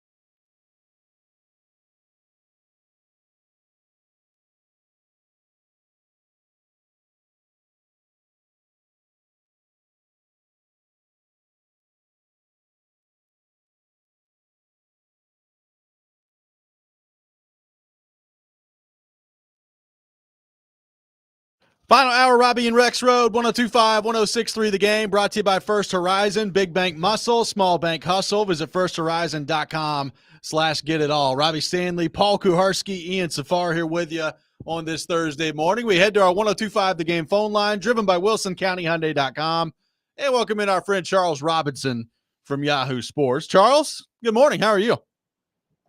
I'm doing well, gents. How you doing this morning? Doing awesome, Great. man. Appreciate you taking time to be with us. Charles, we discussed it earlier. The tush push still alive in the NFL. They do not get the required 24 votes from the owners to ban the tush push. So what do you make of the way this played out, and what do you make of how this sets up for future discussions of the tush push? Well, I think it's interesting because you see, the health and safety committee pushes against it, right? The competition committee pushes against it, and yet it remains. And it's rare to see typically that kind of advisement the owners listen to. So, I think the intrigue here is, why are they not listening? Why do you continue to have 10 teams? And it's obviously, I think it's getting closer to being banned, and I think it's headed in that direction. I wouldn't be surprised if it gets revisited a third time, and eventually this gets pushed through, because it's clearly what the commissioner wants. It's clearly what the advisement has been from a health and safety standpoint, which is like, hey, yeah, there's no injury data to show that something catastrophic is coming, but it is. And are you going to wait and then, be reactionary rather than proactive about it? I thought it was interesting kind of to see, the teams that voted to keep it in place. And, you have like a Mike Vrabel inspired New England Patriots. That doesn't surprise me. When you look at Dan Campbell and the Lions, again, you kind of have, look. How about the Titans? Titans going against the league, which is a rare thing. Yeah, the Titans too. And I know the coaches and general managers weren't there, ultimately for this vote, but the mentality of some of the organizations, or at least the head coaches that are very head coach centric. And it doesn't surprise me, John Harbaugh. It doesn't surprise me some of the organizations that voted to keep it in place. I was surprised, frankly, though, that I think the Eagles probably assumed that they had, the Cardinals with Gannon there in their pocket, and they didn't. That they had, the Colts with Steichen there in their pocket, and they didn't. I think maybe that was a little bit of a surprise, but it still feels like something like the league's not going to let this go, particularly Commissioner, Roger Goodell's not going to let it go. And I think part of it is there are teams that want it out of football realistically, and we've talked about this because it's something that they cannot master, and the Eagles have, and it's given them a distinct edge. But I also think, particularly from the league office standpoint, I don't think they like the play. I think they think it's just a boring play. That they think it's just this. It's rote. You see the same thing happen over and over again, and it's just there's no really dynamic aspect of it. And I think that's part of why the league office wants to see it go away, because it's just frankly not exciting. And although I don't think they should ban it, I do agree. I mean, to me, I'm like, okay, here we go. All right, let's just get this over with. Like, line up, go, do what you're going to do, and let's move on. And I think that's an aspect of the game that, particularly when you see Philly win a Super Bowl, they just don't want to see this another, season of Jalen Hurts scoring, what was it, 14 touchdowns, 15 touchdowns, out of this formation. Am I wrong to think that Goodell is going through a period of particular heavy-handedness? This tush push is him. The playoff reseeding is him. And what do you know about the mechanics of him getting Green Bay to take on one of his issues, getting Detroit to take on one of his issues? What are the deals made? What do these teams potentially get? Or they just get a marker for taking on these things? Detroit making it very clear throughout the process, hey, this isn't us. We're really just doing this for Roger. Right. I can't say what the marker will be determined. Like, let's see, down the line what it's nice to have. Detroit, is it payback for the draft? Do you owe Roger Goodell for Detroit landing the on-site draft. Green Bay, do you owe Roger Goodell? Do you ever think about that? Yeah, maybe it's a marker payback. Yeah, think about the last two, cities that landed the NFL draft. I mean, look, no offense to Detroit and no offense to Green Bay, but was anybody sitting there going, yeah, those were logical places for the draft to end up, particularly in Detroit? Like, it didn't seem like a logical, landing spot for them to host an NFL draft. You could argue Green Bay, okay, small town, but it's all about football. You'll be able to talk about the numbers, which they did. Hey, here's what the populace is, and Green Bay, tripled in the size of population when the draft came through. Those are great storylines, but I do think I don't want to get too conspiratorial here, but I do think that is a chip now that the league can play. I think they know that NFL teams want to host the draft and make it an event now that they've seen, what has happened in other cities. And I think it's, you think about it. You bring up the two teams, you're like, why are they carrying water? But they're also the last two teams to host an NFL draft. And I do think there is an element, just like the Super Bowl. PK, you and I both know. The league uses that, they use the Super Bowl as a carrot, right? Okay, hey, you just built a new stadium. We're going to get a Super Bowl to you, right? Regardless of where you are, wherever you are, we'll figure out a way to work you into the Super Bowl rotation at least one time, because you've got this fancy new stadium that ultimately you want to show off. I think it's an interesting conspiracy to think about, and in the future, as they award the draft to different cities, kind of pay attention to what the relationship is in terms of those teams and what the league ultimately is spearheading out in whether it's rules or whatever else, whatever agenda they want to push.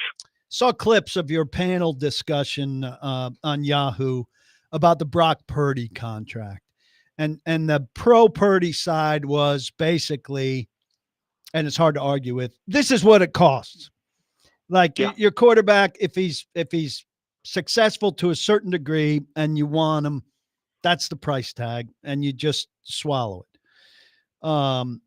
The other side was, you plan ahead and you get out of it because you don't feel he's that good, and you move him for assets because you find him replaceable. Wasn't there a scenario there where San Francisco maybe could have gone to Darnold, who they had familiarity with, who obviously was significantly cheaper, who maybe they could get similar production from and save themselves a lot of money? Do you think that was ever in play in their thinking? I don't think it was ever in play. I mean, I can only tell you from my interactions with like John Lynch the last 2 years, it was really clear, at every turn, they were very clear about, this is our quarterback. This is who we're going with. This is who we're going to extend. It's going to get done. There may be some pains, getting every, I dotted and T crossed and what's the number ultimately going to be. But I don't think there was ever any wavering on their part in terms of him ultimately being the guy. And I think part of that was, kind of going through the end of Jimmy Garoppolo and then Trey Lance not working out. And I think in the organization, there was a little bit of relief that, hey, this guy saved us. I mean, we made a massive mistake. It could have crippled our franchise. And, whether you want to argue like, hey, Mike Shanahan, champion, the bottom line is his last pick in the draft. You passed him a million times. You got lucky, right? You just got lucky. And, I think there was some fear of going back and risking it by whether it's a Sam Darnold, who, just like Purdy, you could argue is a product of his environment in Minnesota, and we still have no idea what he's going to look like when he's not surrounded by an all-star cast of skill position players. And, could he have, look, Kyle Shanahan has always had an affinity for Kirk Cousins. Could they have made the Kirk Cousins play? That would have been cheaper too. I just think they feel like if they could get the deal done and it wasn't a market reset at the quarterback spot, it was ultimately going to happen. And the fact that to get it at the 7th slot, amongst quarterbacks, and as you said, PK, and I made the argument, if you're going to have a good quarterback, not even a great quarterback, you're going to have a good quarterback, you're going to pay him. It's just how it works nowadays. And if your answer is to not pay him, you show me the alternative and how that's ultimately going to work, because Seattle went that route with Geno Smith. What happened? Nothing. You know, I mean, what did you really produce ultimately going that route with Geno Smith? There's been a multitude of teams that have gone that route, and it's all about how you build around them and the draft picks that you hit on. And really that's what's, to me, that's the sauce right now in San Francisco. You got to hit on the draft picks. They have to get better at drafting and putting cheap contracts around him. That's ultimately going to be what makes this worthwhile or not. So, Charles, obviously sad news yesterday with the passing of Jim Irsay in Indianapolis at the age of 65. And you put together a really interesting piece at Yahoo, kind of talking about the complicated legacy of Jim Irsay and everything that goes into that. So, without giving away that entire piece there, but just your quick synopsis on Jim Irsay, his career, and the legacy that he now leaves behind. Yeah, I mean, look, he was a mixed bag.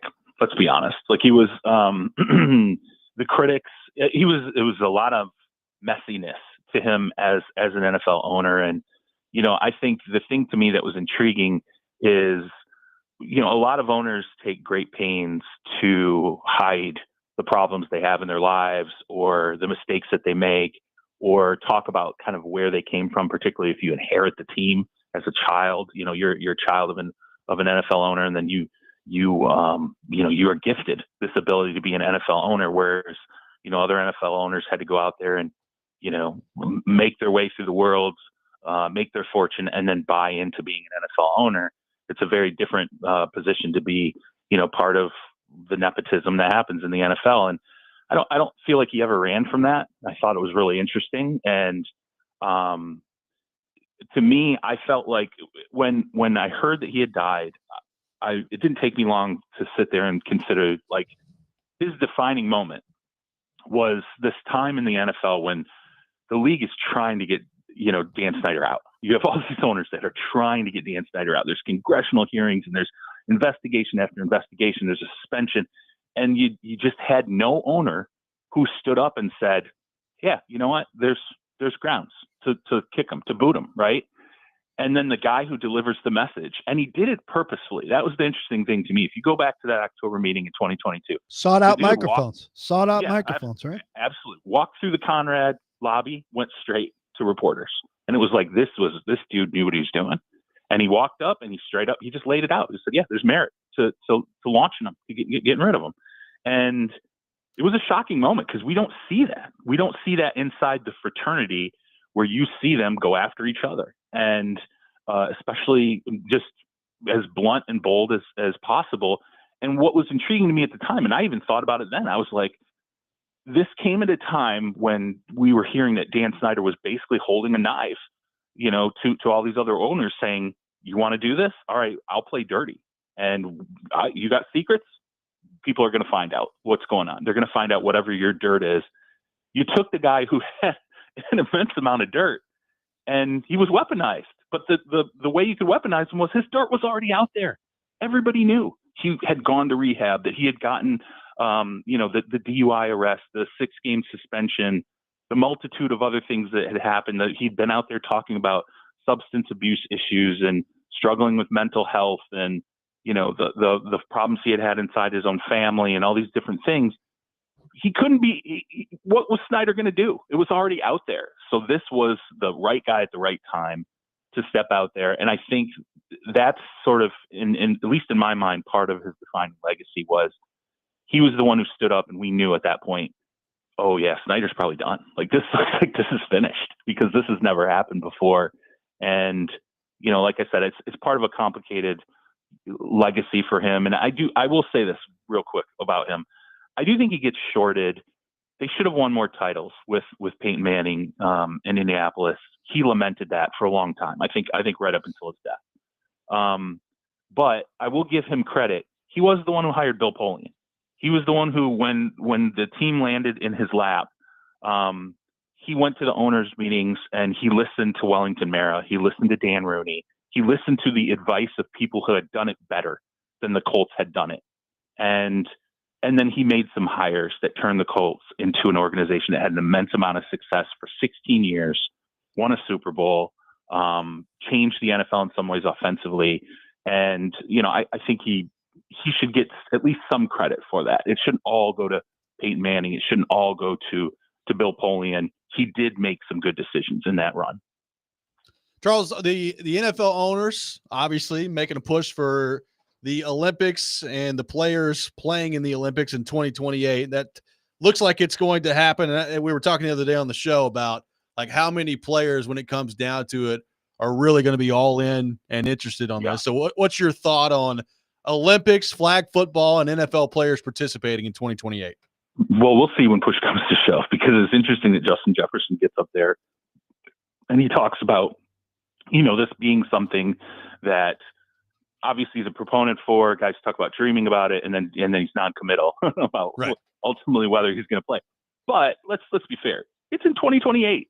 Like that's a while down the road. There's a lot to be straightened out. We don't know what players that we're staring at and saying, well, this guy's so dynamic, he needs to be a part of the flag football team.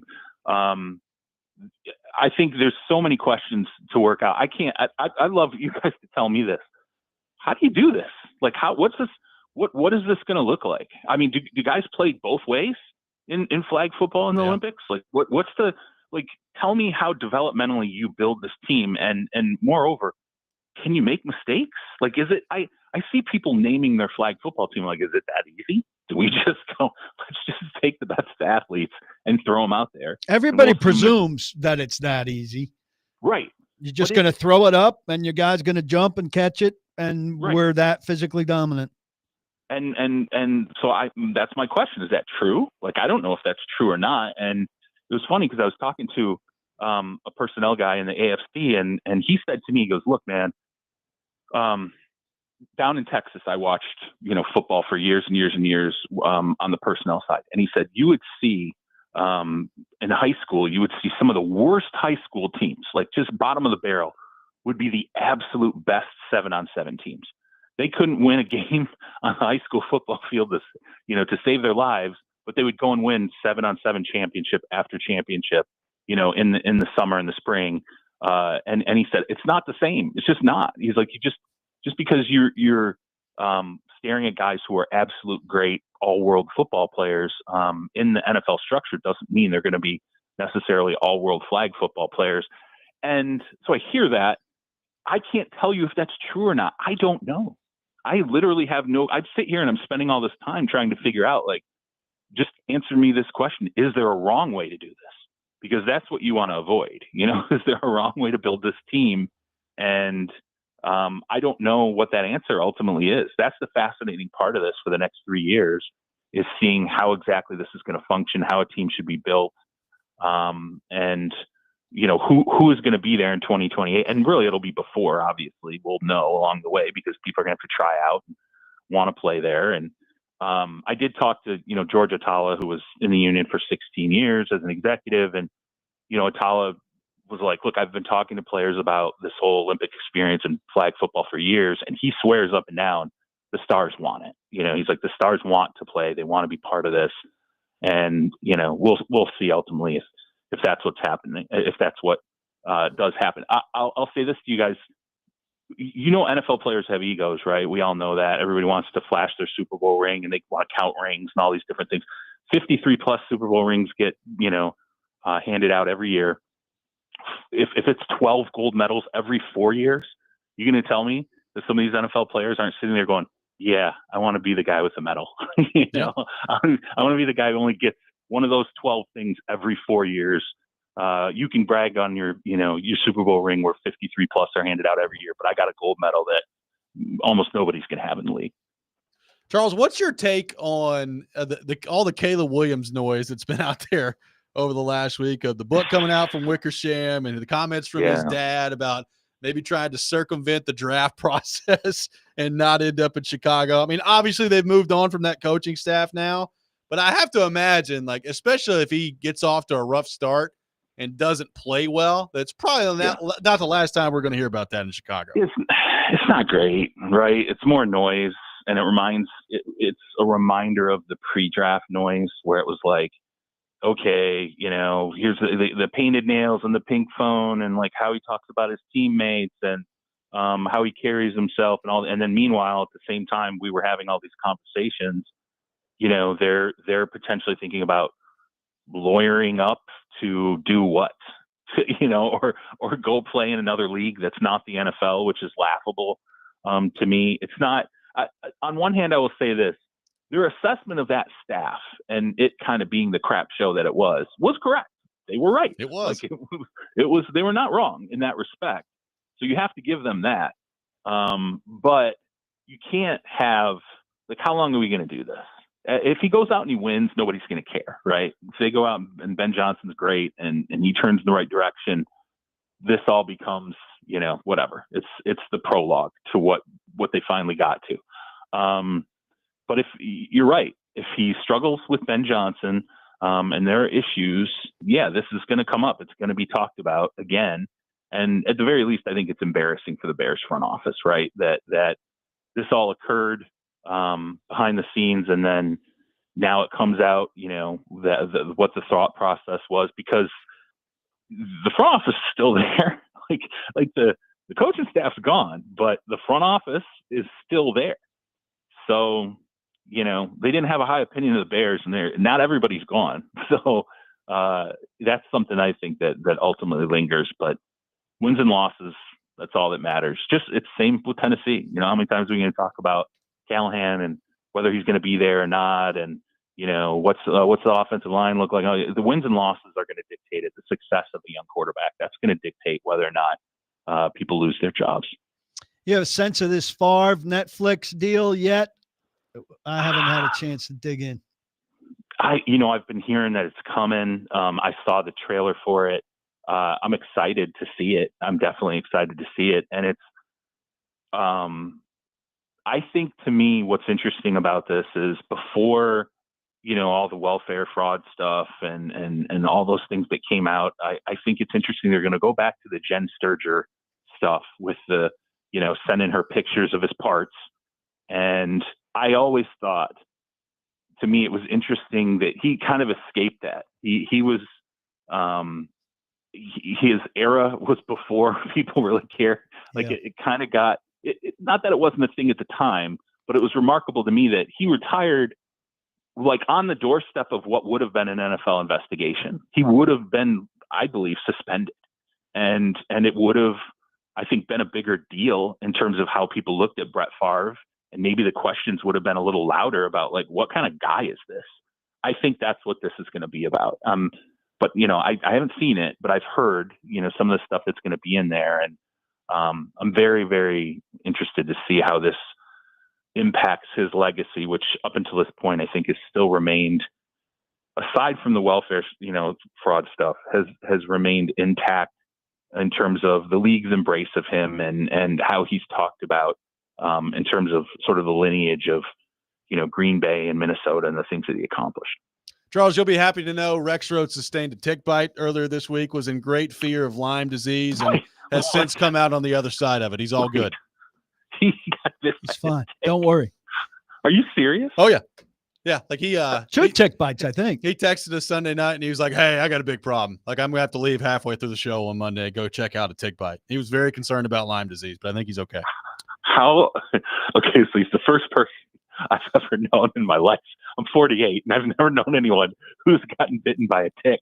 How did this happen? I don't know what he was doing. He thinks it may have been when he was walking the dogs, but it's hard to imagine Rexrode just walking through the fields out there, in the jungle or out there in the woods. He doesn't seem like that kind of guy. He's a dog walker, though. That's his big thing. But more importantly, Charles, we know that on National Gout Awareness Day, you're holding a thought for Joe and everyone who suffers from gout. Gout and ticks. We are great combo. Hold back. Hold back. If you're really in solidarity, you will hold back on red meat and meat today. Red meat and shellfish. I'll steer clear. Just stay away. Which, by the way, should tell you my knowledge of gout is probably an indicator of whether or not I've ever worried. Well, it's strictly from Joe. We've all learned about gout from Joe, so we have him to thank. We do. Yeah, gout and sciatica. Yeah. Really got to watch out for the sciatica as well. Charles, great stuff, brother. Appreciate you taking time to be with us, and we'll talk next week. All right, guys. Have a good morning. Charles Robinson, our guest. Lots to react to there from Charles. We'll do that next. Robby and Rexrode, 102.5, 106.3 The Game.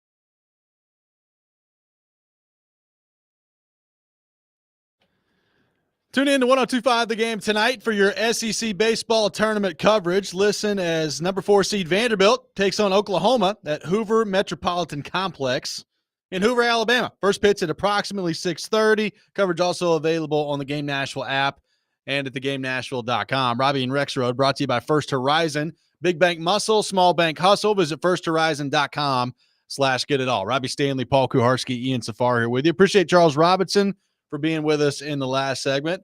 BK, interesting response that he had on the Goodell stuff there. I never thought about it in those terms of, Green Bay just had the draft. Detroit had the draft recently. And both of those teams are sponsoring things that, through some reporting, it's been clearly uncovered that Roger Goodell and the NFL don't like the tush push, and they'd like to see it banned. The playoff seeding conversation that we had that Detroit put together as a rule proposal clearly has come from the NFL as well. So interesting to think about it that way in terms of basically, for lack of a better term, repaying the NFL potentially for giving your team the draft at that point. Hey, do us a solid in exchange for that. I mean, there are all kinds of deals that go on like that. I was struck by the Titans voting against it because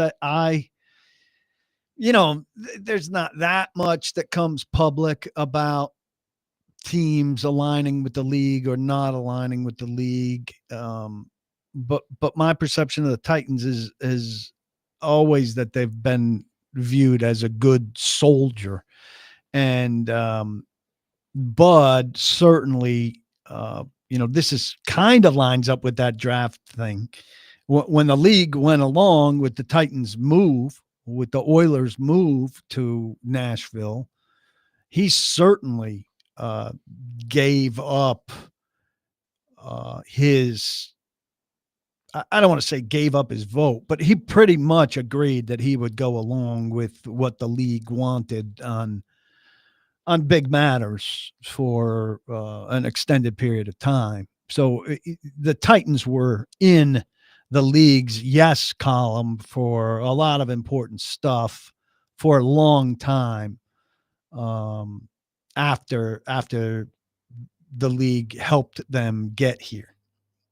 Yeah, it's interesting to think about from that perspective, like how common are things like this in the NFL, just in terms of, I mean, maybe deals is the wrong word, but like doing somebody a solid for, like the Titans. I think the stadium example is perfect, right? Charles brings up, you get this shiny new stadium, we'll make sure you get a Super Bowl one time. Like just stuff like that. How often does that happen around the NFL? It's interesting to think about. And it's another thing too that, some teams need the league's help on stuff a lot more than other teams. Certainly and work with the league more often. If you're getting a stadium built, you're working with Park Avenue on some stuff that other teams aren't working with people on Park Avenue on as often. Yep. And so they might have more occasions to be on the phone with you and say, hey, by the way,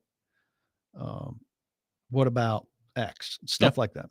PK, we have a new award in the NFL, the Protector of the Year for offensive linemen. This was announced yesterday. NFL Executive VP of Football Ops, Troy Vincent, putting it out there. Also giving credit to Deion Dawkins, the left tackle for the Bills, and Andrew Whitworth, obviously the longtime great player in the NFL, for basically having this thing created and pushing for the creation of the award. But the Protector of the Year, which will go to the league's best offensive lineman, now part of the awards at the end of the year. In much of what I've heard and read about this, it's been said like there's never been an offensive line award.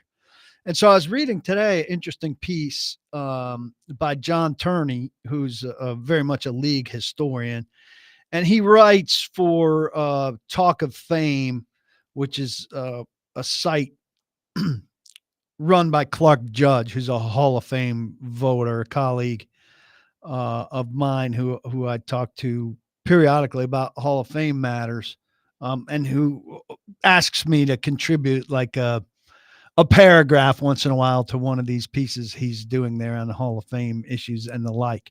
And this is an interesting piece because it includes some Oilers stuff. So this piece is about Leon Gray, who played with John Hanna for the Patriots. Leon Gray, Hall of Fame talent as New England's left tackle in the 1970s. He sets him up as.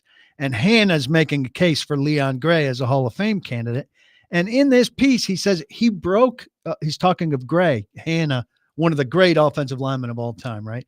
He says of Gray, he broke my string of being named Offensive Lineman of the Year. Yeah. It was an award they gave every year at that time, and I'd won a few times in a row. He broke my string, and I was glad for him. He deserved it. He should absolutely be in the Hall of Fame.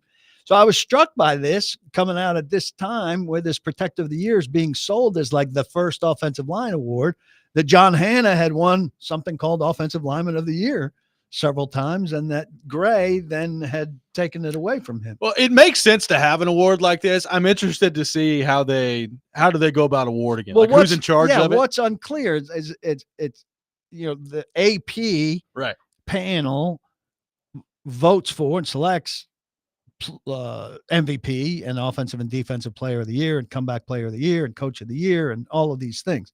So are they adding it to the AP ballot, or is this some separate NFL selected offensive lineman of the year? I like it. I'm all for it. I think it's a great idea. They don't get enough recognition, but there's not much clarity as to how it comes to exist. They're just going to go by like PFF rankings. Like, this guy's number one. He wins the award. The Protector of the Year. I kind of like the name of it too, rather than just Offensive Lineman of the Year. It sounds Protector cool. of the Year kind of sounds pretty cool. But it also downgrades your run blocking. It does. It does. It's part of being an offensive lineman. Half of it. 615-737-1025, our phone number. One more segment with PK for the day. Coming up next, got some your thoughts to get to on the Titans and NFL front. We will do that next. Robby and Rexrode, 102.5, 106.3, The Game.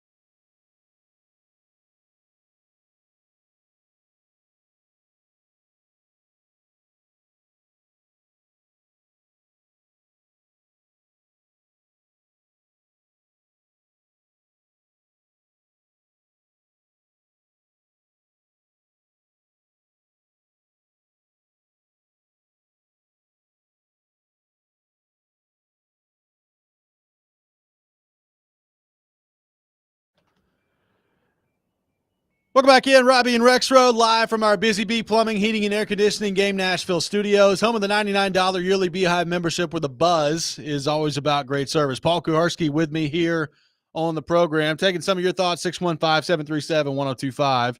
Skyler says they should have a worst protector of the year. Can you imagine all the awards the Titans tackles would have won over the past few years? Would be just loaded with hardware. It is just a run the Titans are on right now. This is Dennis Daly award. Daly over to here. Dillard to NPF, Ooh. a 3-year streak, unparalleled. Beautiful.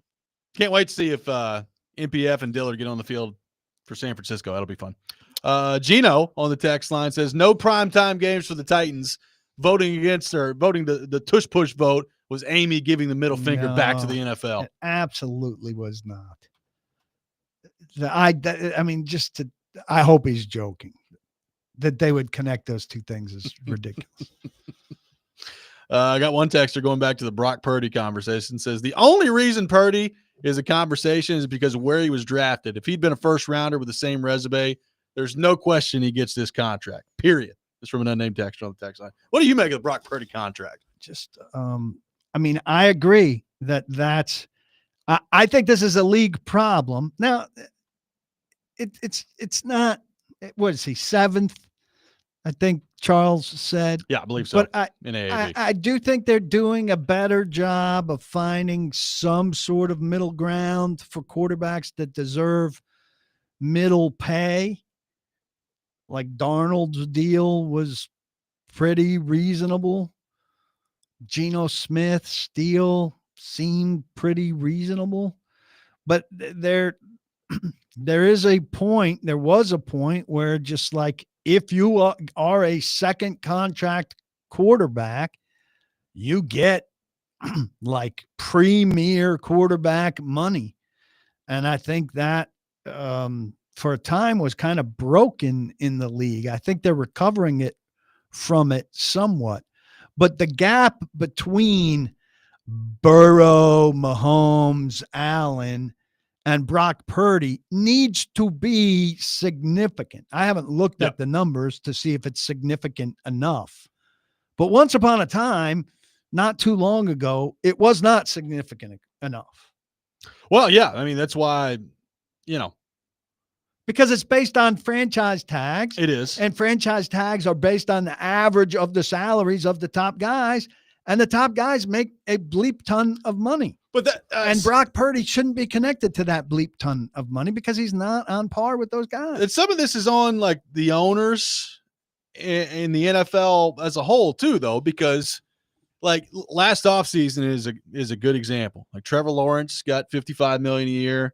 Tua got paid. Jordan Love got paid. And those guys are different in terms of the pendulum. And those are guys I'm talking about. Done. Those guys are overpaid. Good. They're good players, but they're overpaid. They've not proven that yet. But the NFL gave them it's on the owners too of like, yeah, we're not giving you this. Like it's just not happening at that. But they won't and can't do that based on where the market is. That's the thing. If you say I'm not giving you that, well, a team that has nothing at quarterback will absolutely overpay for a Tua or a Love who is substantially better than their alternatives.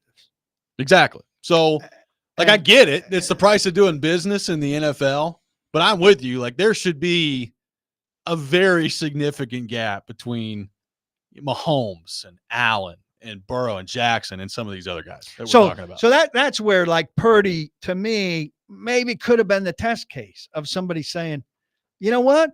Go ahead and play somewhere else. Yeah. You're not going to be nearly as good as you've been under Shanahan. And we found you. We can find somebody. And to me, Darnold would have been the guy because Darnold was there and they loved Darnold. And part of the reason Darnold was good in Minnesota is because of what he learned in San Francisco. And they loved him. And so you could have, but to me, from afar, I look at that and say, well, you could have saved a ton of money by moving to Darnold for far less, invested that money in other resources on a veteran-laden team, and watched Purdy go somewhere else and not, now you're being loyal and all of that. I understand that. And he saved you. like Charles was talking about after the Trey Lance, disaster. But how much loyalty do you owe there? It's not really a loyalty business. PK, great stuff again today. You're going to be back tomorrow one more little homework assignment that I worked on Oh, yeah? during the show. It appears all of the NBA and NHL schedules will be conflicting for the rest of the conference finals. Terrible. Right at it. Terrible. You'd think there'd be a way. Are there any blank nights? No, it's every other. Yeah. It's every other night. At least there are no blank nights. I mean, Yeah. it's unavoidable then. Don't block the box. Be sure to lock your locks. PK back for one more day tomorrow. And we'll get after it on the Titans Talk again. We got a lot of things to get into on tomorrow's shows. TD will be with us as well. See ya. Jason Big Joe coming up next. 102.5, 106.3 The Game.